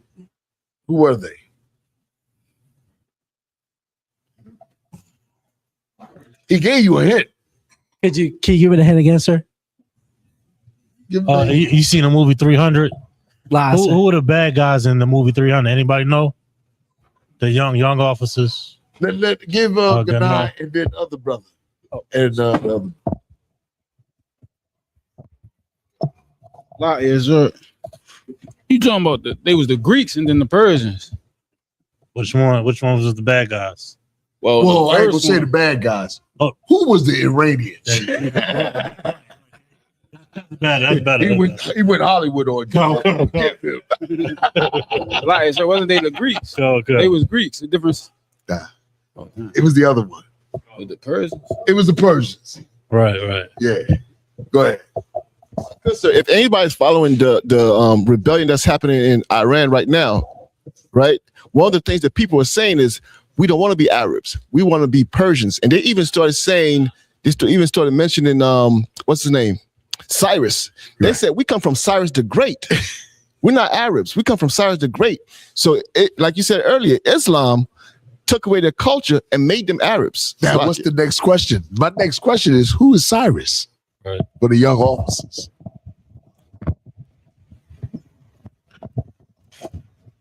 And what did he do? Yeah. And it's all right. You're going to get a stab at it. The Persian king. Right? What did he do? Didn't he try to conquer? It was conquering most of the Middle East, but he was going towards Greece, right? That's true. Yeah. But what did he do for Israel? How about that?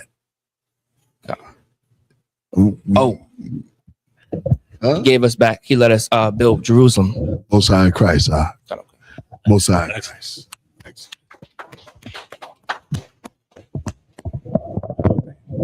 That is correct. You know what I mean?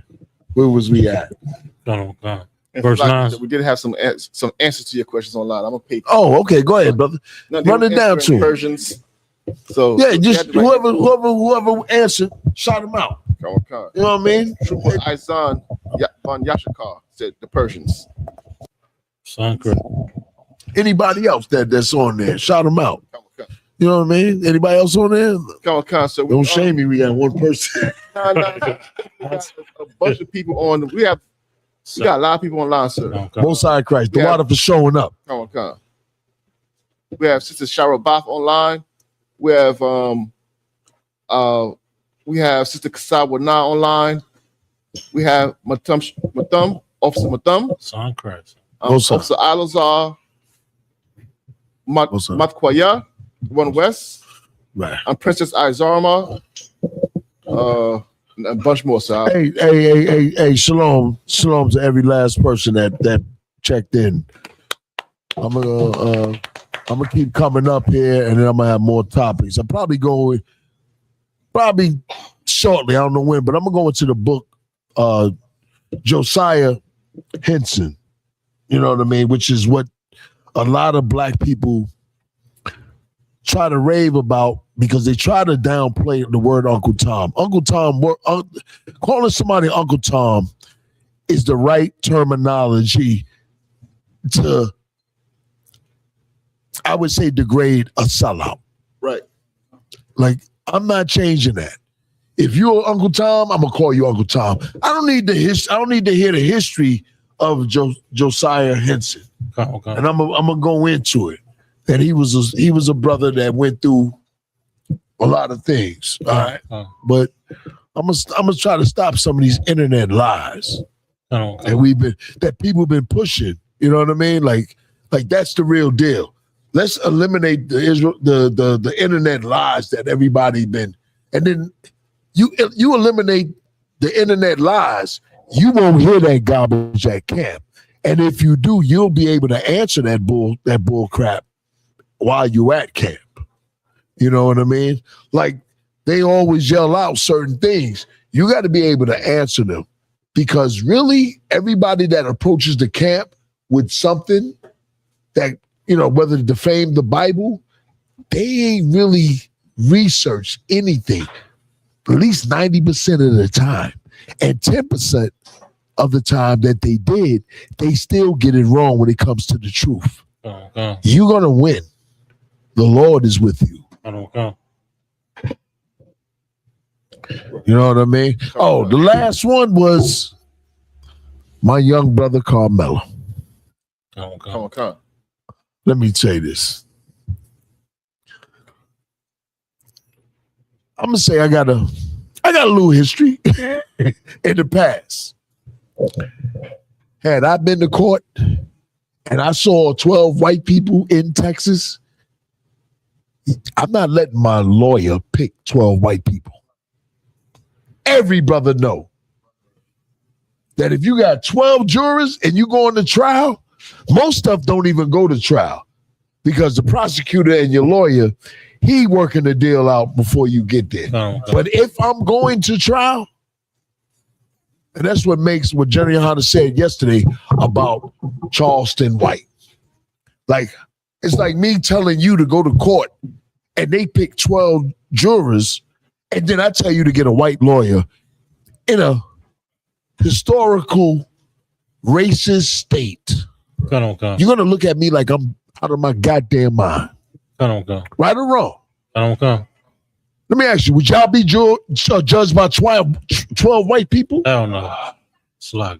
Like it's sad how black people listen to niggas on the internet. That dumb, like my mission has always been the same ever since Commander Jerry Hunter told me this. He said, if you want to, and I remember becoming, I don't know if I told any of y'all, and I called him. I was young in the truth. And I said, well, how do I reach the people? How do I get people to follow me? I didn't, it's my first speaker, so I called him. And he said, if you want black people to follow you, you got to bring down the people that black people follow. Right. That's it. That's your mission. Everything online, they are an enemy to God. You want to help black people destroy the nigga that he's listening to. It ain't gonna work. No way. I'm just telling you, it's not gonna work. I know we think I don't give nobody a pass out there. I don't give nobody a pass on the internet. My job and your job is the same job. We about battle. We about battle. We about raising this kingdom. We about building and raising this kingdom up. Like, if you wanna like compromise the truth, and I see it, I'm gonna get at you. I know it's right. I'm not compromising. I'm not gonna tell some brother, yeah, well, Israel is technically in Africa. I don't compromise that shit. You might. If I catch you doing it, I'm gonna check you on it. God don't go by tectonic plates. You understand that? I just seen Israelite groups compromise. What the hell I need to compromise if I got the truth for? Nah, I stand on mine. Always have. It's the way General Hunter brought me. He stood on it and kept the truth. What the hell do I need to compromise with another Israelite group? Yo, stand on it, man. I know y'all, some of y'all may be like, yo, but over time, you're going to say, damn, yo, you know what? Johnny Hunter been standing on the same. You ever see a brother stand on some real shit? Well, I'm standing on some real shit. I don't want to come. Straight up. I've been here over 20 years. I ain't seen nobody confound us. Right. I'll take a 50 and he'll smoke a goddamn preacher. I don't want to come. Straight up. Straight up. I ain't never seen a battle lost. People be trying to they get online and they no, you got beat and all. And you look at the video and say, nigga, where did he get beat at? What are you watching? This right here, this truth is real. It's champion. It's of the Most High. I know it's hard when you was young, but I was young and I believed in any goddamn way. Jerry Hanna convinced me. Because you know what, like I said before, you know what he said? He said, this ain't something I made. This is something that was given to me. I just kept it. Right. I just teach it. That's something different. Imagine if you learn something, you keep it, you don't change it around. Because you've seen it defeat all the lies in the earth. Like, this is real. Like, what you in here for is real. Keep doing what you're doing, Baltimore. You keep doing it well enough that you're going to increase. You're going to increase. You know what Johnny Yohana used to say to us in a major council? This is years ago.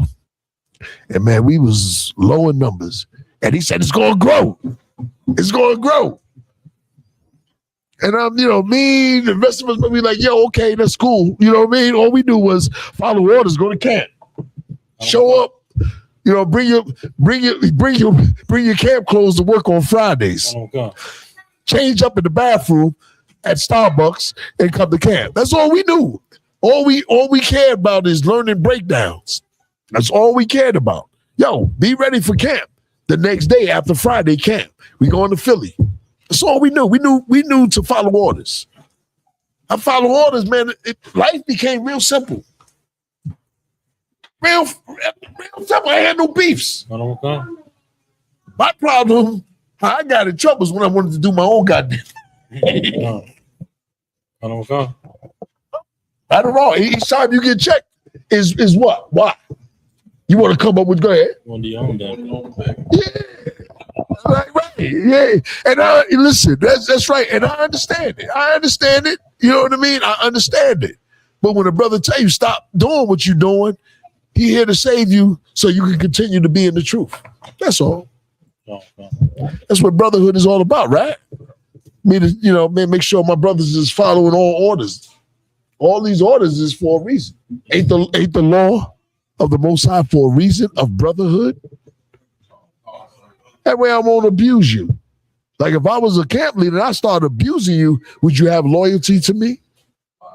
Not long. Not long. You'd be pissed off being around me. You're like, damn, I gotta be around this. Man.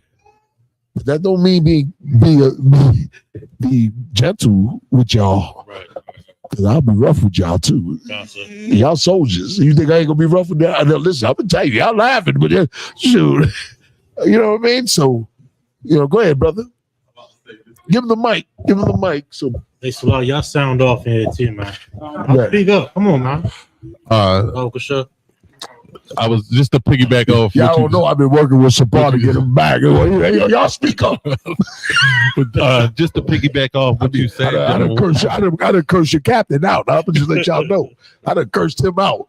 I don't mind cursing you out, but he saved me from cursing y'all. Please, I'll talk to him. Y'all think I'm joking. Y'all see me. You get a different. All right. Go ahead. Just to piggyback off what you said. Haven't I? Come on, sir. Come on, General. 100%. Most of y'all, I said you better deal with them.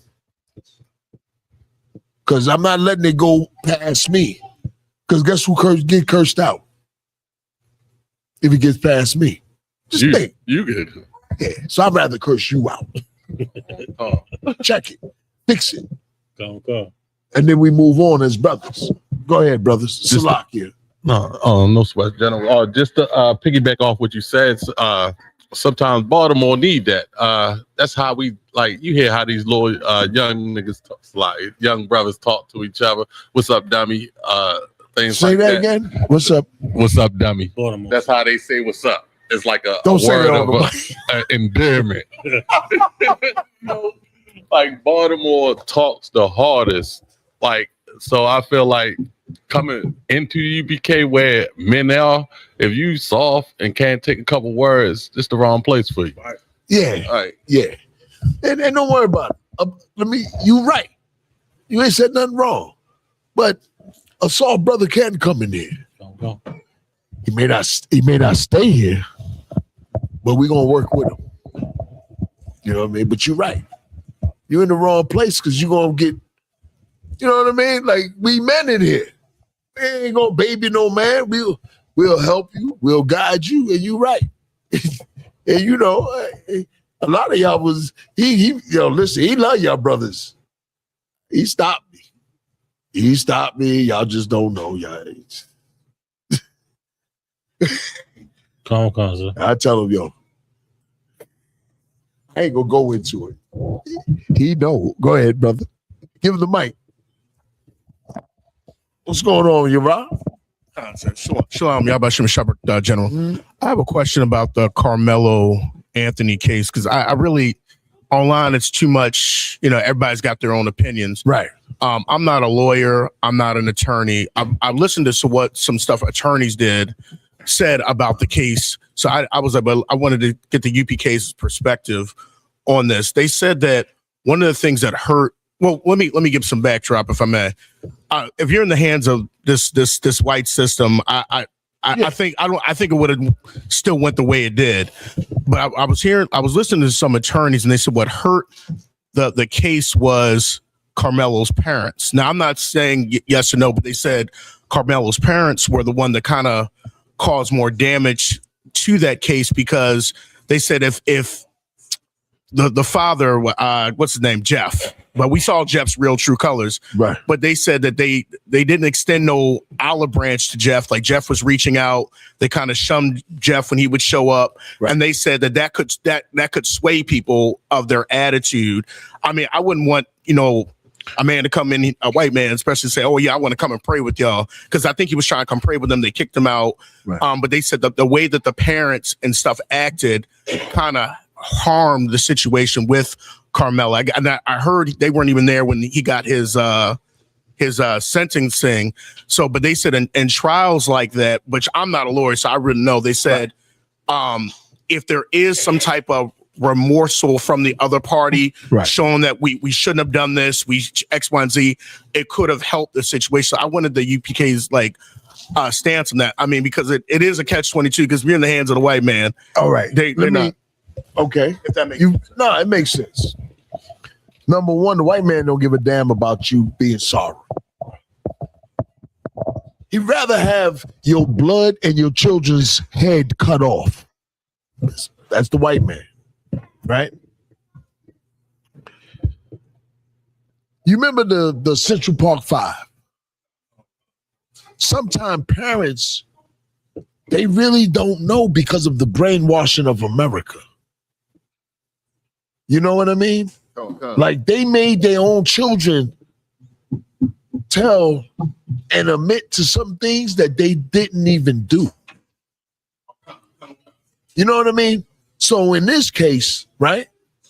In most cases, and this is all right.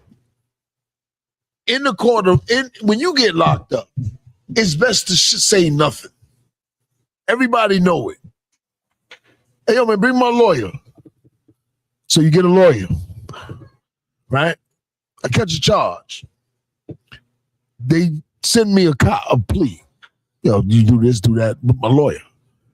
Nah, I ain't doing that. Let's go to trial, right? I'm just giving you the typical, the basic. Come on. Right? I'm not a lawyer, but I've been in a situation. But if you in Texas, you gonna let white people be your jurors? I'm asking you. Yeah. You see that? You see, the whole thing was Charleston White. Black people listen to people that's on podcasts, is on them little talk show hosts, all them dumbass bitches and them dumbass black people. Like you never listen to them. Like just same thing with somebody tell you don't take the COVID test. Nigga ain't got no medical degree. Come. Can I ask you one question? Yeah. I ain't got no experience as a mechanic. You gonna let me work on your car? Why? I'm telling you, I can fix it.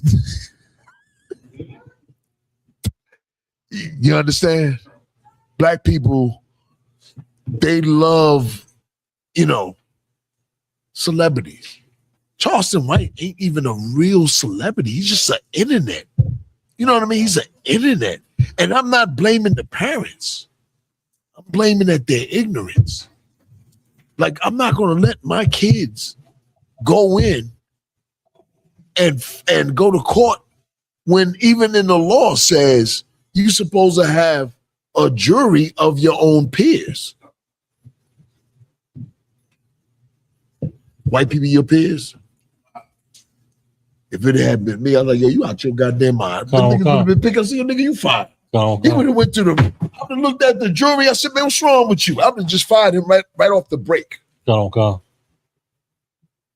I would have said, yo, man, I would have called, if I was in the world, I would have called somebody and say, yo, man, give me a new lawyer. We're going to do another jury selection. And we're going to do this whole thing differently. That's lucky, General. And that's just common. Go ahead. Also, like during the jury selection process, it ain't a private thing. Right. Like there's a judge there, the victim is there. And then it will be fair. Right. Whatever legal advice or advice from Charleston or whoever he was talking to, they dropped the ball completely. Yeah, it was a mess. And I agree with Commander Jerry Yohana on this stance. Here it is. Charleston White works for the white man. Oh my God. He made it an all-white thing. He made it an all-white thing. He got to pay for that. I think his hand was up first. You want to go or give him the mic? People can hear him. Now I don't know how true it is. I saw something online that the reason that the jury was all white because black folks wasn't trying to participate in the jury. They were stop listening to shit online. I won't call, sir. Because if I don't accept that jury, they're gonna find me some black people. I won't call. But I'm gonna say this: black people don't like doing jury duty. But let me tell you something: a lot of places they do. I won't call. Go ahead, brother. My brother works for the courts. His wife works for the courts. That's how I know. Go ahead. And so I was going to ask, what was the population like down there in that area? It was a predominantly white. Your lawyer can request a change of venue.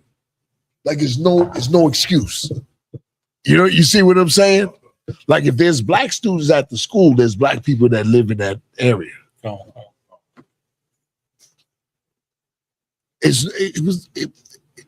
It was revenge. Accept it. This is accepted. It's no excuse. I know it ain't hard. Go ahead. There go that thug. Go ahead. Pass the mic to that thug. Yeah. One of them jailhouse lawyers. Go ahead. I'm messing with you. No, it's a lot there though. I did pick a jury though. And I did pick a jury. And they had like 100. I told you. They had like, when you pick your jury, they pick the biggest courtroom, and they had like 100 people behind us. And I had a jury team, and every lawyer checked the person, and they passed the paper down to me. Right. And I had a chance to check, and they standing up in front of us. So it might be a lady that say like, I think everybody that do a crime should I think anybody that is in prison did the crime. And I used to be checking them. Sometimes I check them just because I wanted all young people. So I would just, those are your peers. Yeah, I was just checking all old people. Soon as they passed it up to me. Why did you want the young people? Let's keep it 100. Because I felt like young people from Baltimore know what it's like being young in Baltimore. Like you ain't always did something. Sometimes you just did when something happened. Right, you know what I'm saying? Kamala Khan was guilty. Nah, I'm messing with I'm joking. No, but you're right. And keep talking because that's a heavy point. If I would have checked off everybody in there, they would have brung a whole new set of 100 people in there. 100%. It would have went another week of jury selection because that whole jury selection went a whole week because my lawyer was checking off. My lawyer told me that we trying to get all young people in here and I want certain old people that look rough and I want them to be men. So that was we talked about our whole team. And that's what didn't happen. You know what I mean? Like you got the option. But once Charleston White with his stupid ass came in, all that is dead now. Like right now, he's serving time until the appeal process. Like the same thing happened here, happened in Central Park. Like, I'm not letting no white people go. They ain't my peers. Let me tell you something I learned about Mount Vernon. Mount Vernon at one time, if you caught a charge and the charge was dealing with a police officer, black people in Mount Vernon hated cops so bad, you walked. That's in New York. I'm not even from Mount Vernon, but my brother worked for the court system. That's in New York. That's in New York, sir? Yeah, Mount Vernon, New York. They got a Mount Vernon down here, too. That's why. Yeah. Mount Vernon, New York. You know what I mean? They walked because the cops had such a reputation that people were against them. And Mount Vernon is predominantly black. So if you kill a white dude, right, in Mount Vernon, they're going to try to change the venue somewhere else.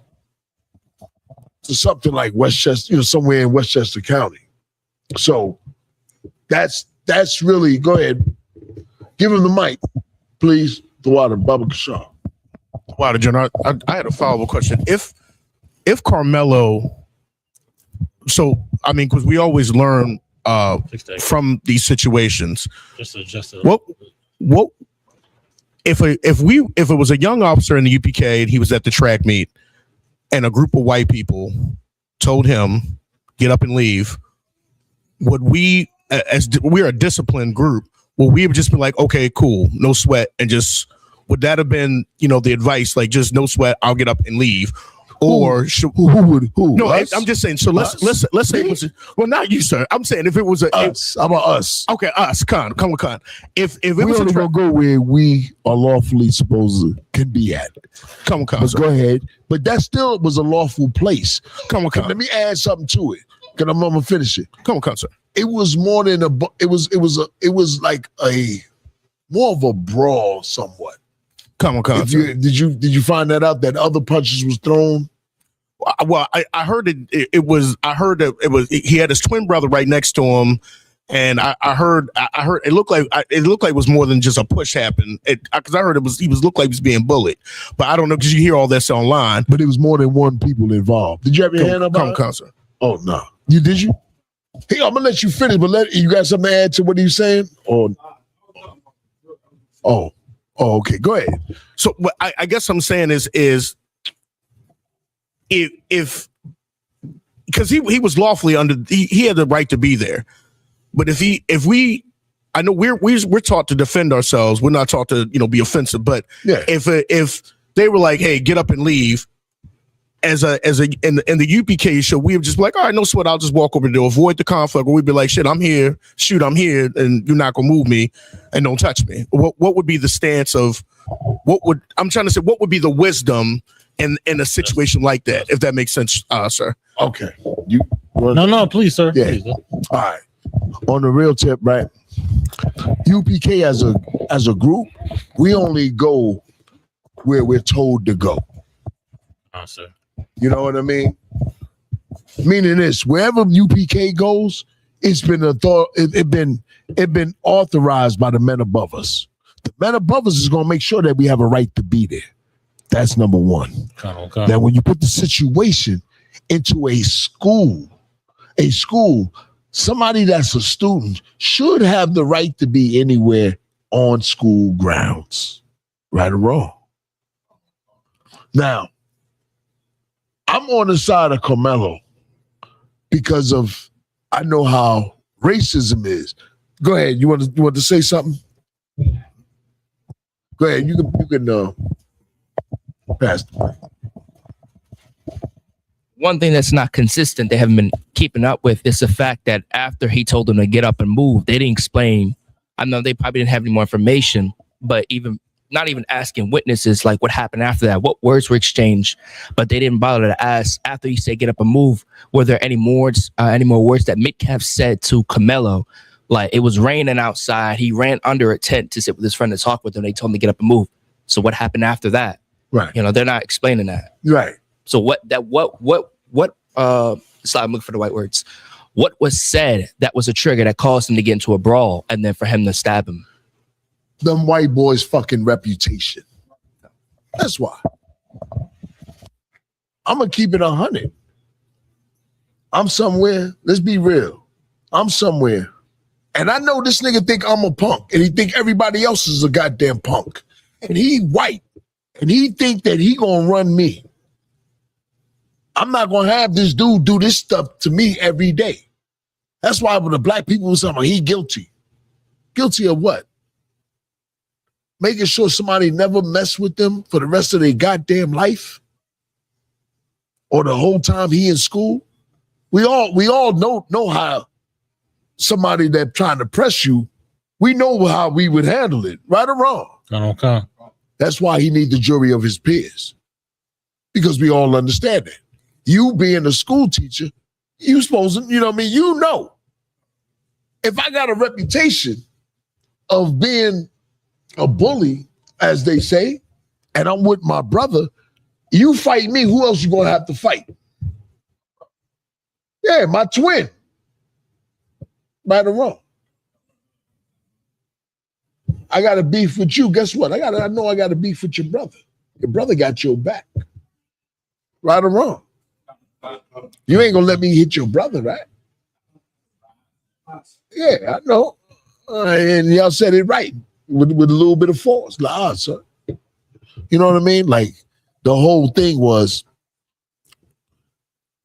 it should have been more of a self-defense. Okay. Probation. Okay. White people and Asian people don't have to do none of that. You know what I mean? They just found this innocent. Or we're not charging them with that. They don't even go to trial. Did the Asian dude go to trial? Y'all don't even know. Did the Asian dude go to trial? The white man did. The Asian man that killed the brother. He did go to trial. He was found not guilty. Sir. How long?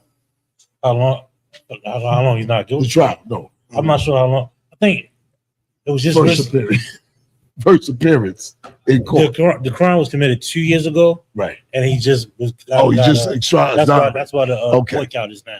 Okay. Yeah. I mean, I know that, but regular cat in the world don't even. Most High in Christ.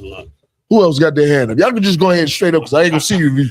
I don't know if you patting your braids. I had one, sir, if I could, just to add. Right. Just a small thing. Carmelo Anthony, right? What a lot of brothers and sisters is not recognizing and understanding is this. Had he had real leadership, he would have just called a general. He would have called a captain. Hey, so I got a situation here. What should I do? He'll be free. Yeah. He made the boldest decision, but not the wisest decision. Right. Everybody understand. And here we'll make the wisest decision. At camp, we get pressed all the time. Cops, people in the world. People throw stuff at us. They want a reaction. Them white boys wanted a reaction, and they got the worst reaction. He would have picked up the phone if he had real leadership. Yeah. Called a captain in his own, general in his own. Hey, listen, this is what you're going to do, X, Y, and Z. Cap going to ask them in a second, too. And that's how we operate. That's that's in our situation. That's why I said at camp, we know what to do. The camp is the most important thing, and the men in the camp is the camp. So if I'm like what he broke down is like it's the white man school system. It's his leeches. He calls somebody, you be like, somebody call you, be like, yo, go ahead and leave him. Leave. Tell the coach you leaving. Go. Go in the locker room. Tell the coach, You know what I mean? That's what we would do because we don't care nothing about, you know what I mean? But I understand black men. I understand being punked. You know what I mean? Or feeling like you punk. And being at that age. Whereas, yo, I'm not going for that. I understand that. Now, the way he said it was the prime way that's supposed to have been handled. But me being one of his peers on a jury, that's how I'm looking at it. I understand that shit.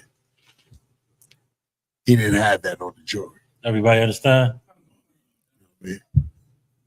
He did. You know what I mean? Like, would you make you know what I mean? Would you make the verdict and say he's guilty? Would you believe he's guilty? Yeah, I can see you now sitting in the jury, in the room with the jury. Nah, man. You know what I mean? Come on. Y'all understand what's going on. Y'all don't understand. I remember years ago, I was, believe it or not, brother was in college at one time. I hate school, that's why. That's why I'm saying that. Few of us know. But I was in college one part of time, very short. And I did a writing on, I don't know if any of y'all remember, on Bernard Getz. And I wrote this paper on Bernard Getz.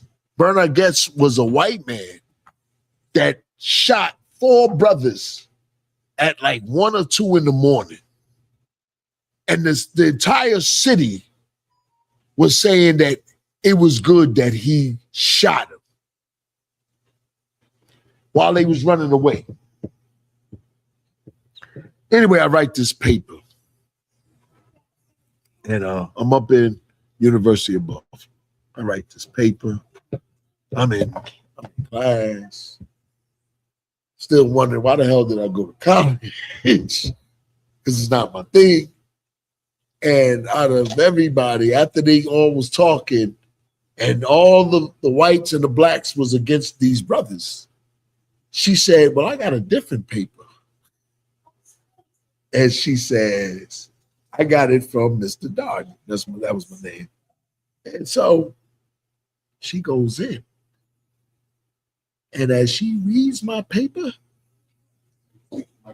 I'm sorry. And as she goes into my paper, the white people and the black people, now they have a different look of what actually went on. These brothers they was found with screwdrivers. And as high schoolers, we know screwdrivers is for what? Stealing cars? What else? Nah. Arcade. Back in the 80s, you can pop. These are high school dudes. You can pop. I know. Huh? That's a different era. Yeah, that's a different era. That's why the screwdrivers was this goddamn long, because as long as a crowbar. Oh, God. But I knew dudes that would do that.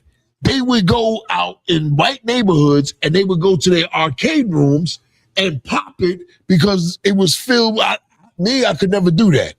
You know, not because I wasn't in the quarters, but they was downtown and it was a place off of Broadway called Playland, where they had all the arcades. This is when ping bongs and all that.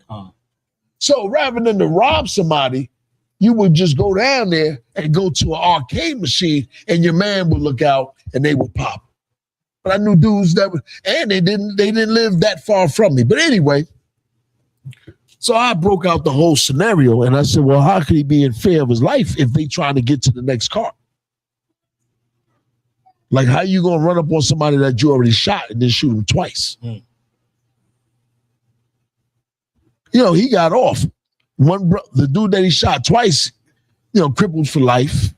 Another dude, you know what I mean? They was straight up thugs. Okay, I get it. But, you know what I mean? But It wasn't like he was guilty. Because black people were saying, well, why was he carrying a gun? Just like they say about black, why was he carrying a gun at 2 a.m. in the morning? He was looking. He was riding the trains just to see if he can run into somebody that he can look weak. You know what I mean? Because he was probably frustrated with black men. You know what I mean? But go ahead, Hey, Salaki, sir, with the situations that you're talking about, with Carmelo's situation, make me think about the Breonna Taylor situation, the situation you're talking about that happened back in the day. And I'm thinking of Zechariah chapter 11, verse 4 and 5. And I want to know if you can give me a general breakdown on it. Go ahead. And that is right. Hey, I'm gonna call Karat. Most High Christ. He gonna come back to you. I want you to go ahead so people can. Because that popped in my head this week too. But go ahead. It's the book of Zechariah, chapter 11 and verse 4. Thus saith the Lord my God, feed the flock of the slaughter. Verse 5, whose possessors slay them and hold themselves not guilty. And they that sell them say, blessed be the Lord, for I am rich, and their own shepherds pity them not. Anybody want, not the men, but any young brother, this is a heavy scripture. You know what it means, right? You could definitely use that. You young brothers want to get a jab at breaking it down? I tell you what, don't make me call you. Yeah, he gonna go ahead and. It's the book of Zechariah, chapter 11 and verse 4. Thus saith the Lord my God, feed the flock of thy slaughter. Stop. What is the Lord telling you to do?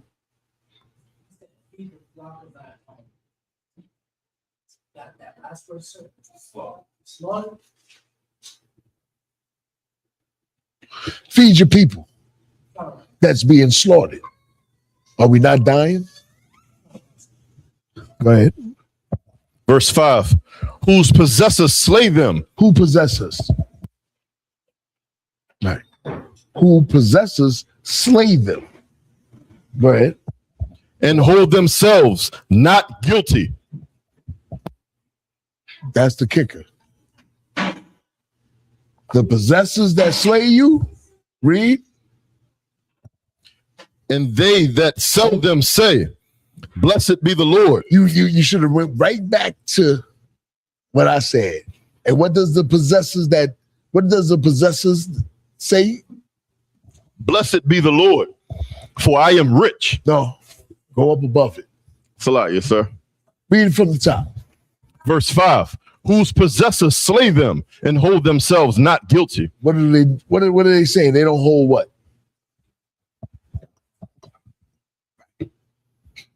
That's going to be the life of black people in America, in the relationship of white people, of Asians, of Arabs, of Africans. They're going to slay you, and they ain't going to hold themselves guilty of killing you.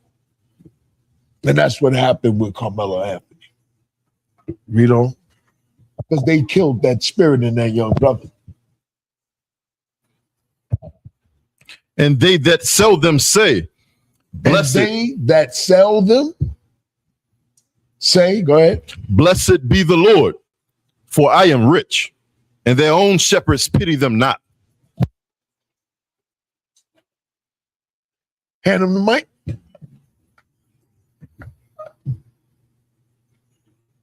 So when it says own shepherds, does it mean like own people? Like old people don't pity them? And it said, blessed be the Lord. Who's the shepherd of Israel?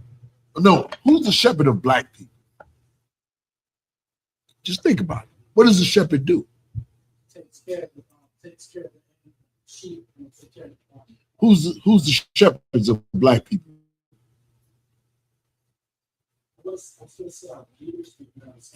Why not? Why not? They are. They are. That's what you're going to say? Our leaders are the shepherds that is talking about there. You know what I mean? Like they don't care about you. They don't care about black people. Black people have been voting, right, for politicians. And black politicians only care about keeping their seat and keeping their pockets fat. Reverends only care about Reverends only care about money. You know what I mean? They ain't gonna hold a white man guilty. That's what it's saying. Go ahead, read it one more time out. So you'll know. It's a hell of a scripture to bring out there. Because what you're telling the people is your own shepherds, man. They in agreement with the white man who's getting rich. They're not gonna hold themselves guilty when the shepherd is the one that's supposed to hold them guilty. That brother is doing 35 years because he don't have a shepherd. Go ahead. So like I was saying, most of the time when it comes to like our leaders to be say that again. It's like I said, when it comes to the time where our leaders, shepherds are supposed to take care of our people, usually when it comes to like them getting into a serious situation, they will want to sit, like they want to be safe in their high seat so they wouldn't take part in defending them. Right. And most of the time it would be like a bystander thing where they would see it happen instead of like trying to help. They usually just like let go because they assume that just they don't have the authority or something to change the outcome of it. Can I tell you? It ain't that they don't have the authority. They just won't do it, sir. And they ain't a profit in for them. And they ain't trying to lose what they got, which is the relationship with the white man. Like, once you really get to understand about your politicians, you ain't thinking about no folk. You know what I mean? And that's why y'all the shepherds. You feel me? Like, you're going to be doing stuff that you don't realize that is the job of a shepherd. Your donations, you feed, your clothes drive, that's the job of a shepherd. Now, imagine if we had more brothers and more money, what we can actually do, because it ain't about us. You know what I mean? Like, that's why the school is so important. The more brothers you get, the work that y'all doing, man, y'all be surprised. Shit is important. It's important. Don't think the stuff that you doing is that ain't like you ain't really in it if you like you ain't there if you don't really understand. You faking yourself out. Like, yo, listen, I ain't even gonna talk about. I remember Commander General Yohana, General Muhammad told us, yo, this is way back in the days. He looked out, he working, you know what I mean? He matched certain brothers off that wasn't working, but they was working in the truth. He matched, this is years ago. And he opened up a school in Baltimore, and General Yohana was sleeping on the floor. Not to mention, I done did some work in the school in Philly, and he crashed there. Meanwhile, he done helped some brothers with a gas bill that the brothers fucked up. Excuse my language there. I'm mad because I was one of them. Like, you really don't get what you really in if you're about you. Brotherhood ain't about you. It ain't about you. Serious. Y'all know, right? Is it about you? It's about the school. Like, you ain't putting forth anything within the school, then it becomes about you and not the brotherhood. Because this brotherhood is trying to keep the doors open for men like you to come in and change so that the Lord would be pleased with us. That's how it works. Like our show of obedience to the Most High is really what we do. We only can grow as much as the Lord allow. We got to be able to school brothers and show them, yo, this is how we do it. This is what Christ is about. Like, you can't take on more work or you'll destroy the school. So it's up to us. We got to get ourselves right. How do we get ourselves right? That's the question. Like, You're supposed to say, well, how do I get myself right? Or how the brothers get ourselves right? You know how we get right? By watching General Muhammad's class, General Yohana's class, asking questions, right? Following basic orders and going out there teaching people. The more you learn, the more you can fix lives. That is the job of a shepherd. The job of a shepherd ain't so that you can pay goddamn bills at your house. The job of a shepherd is that you can teach other brothers and sisters to do it. Like, you got to lose you. You got to come less important in this work. The work got to come more important in this work. The problem is brothers struggle with that, and I get that. My job is to make you lose sight of self. Once you clean up even a little bit, you still gonna have problems. You still gonna struggle. But imagine if you can bring a brother out the darkness, a sister out the darkness. Hey, give me that in Luke. I think it's chapter 15 and 10. Like you're gonna have to focus on this. You know what I mean? Y'all like them damn phones. I'm so used to the Bible. You know I'm old school. I'm flipping pages. Every brother, anybody got it? Go ahead, brother.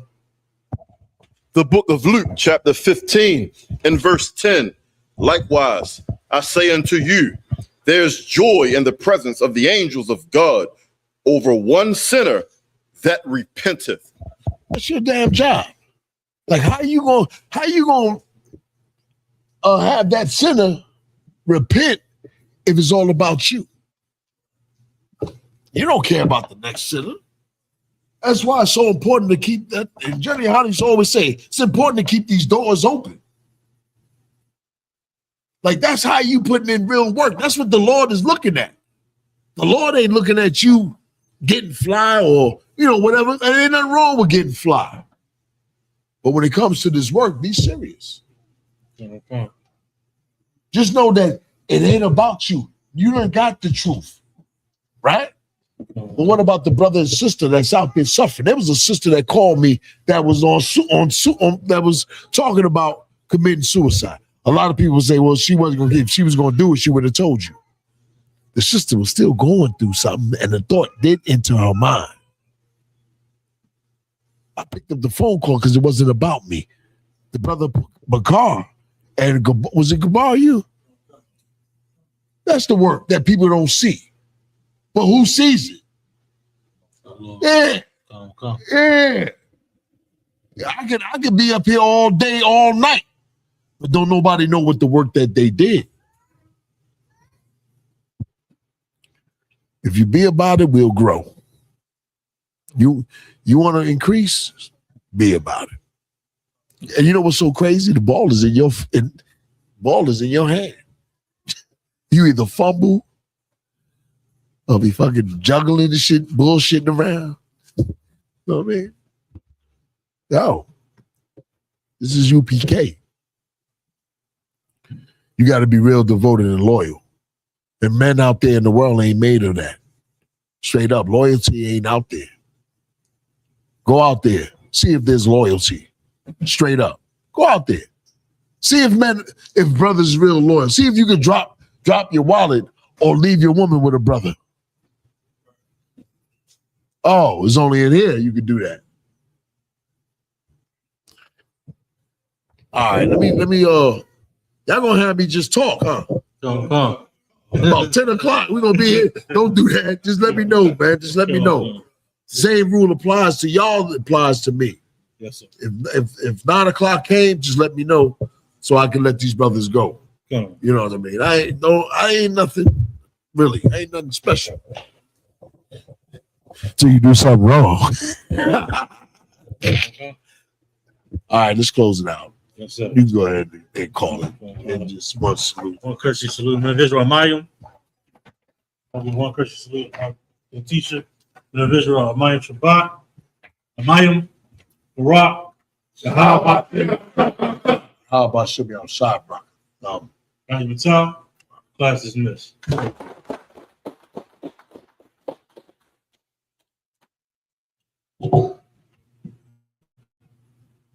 General salute.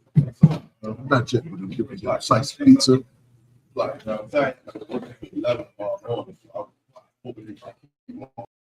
Hey, listen, brothers and sisters, man. If you like what you hear, hit the subscribe button, man. Subscribe to this channel. And also, please go to isupk.com and pay your tithe. Drop me some cash so we can move around this planet like we need to, man, and do the things we need to do. They're one West. They're one West. They're one West. They're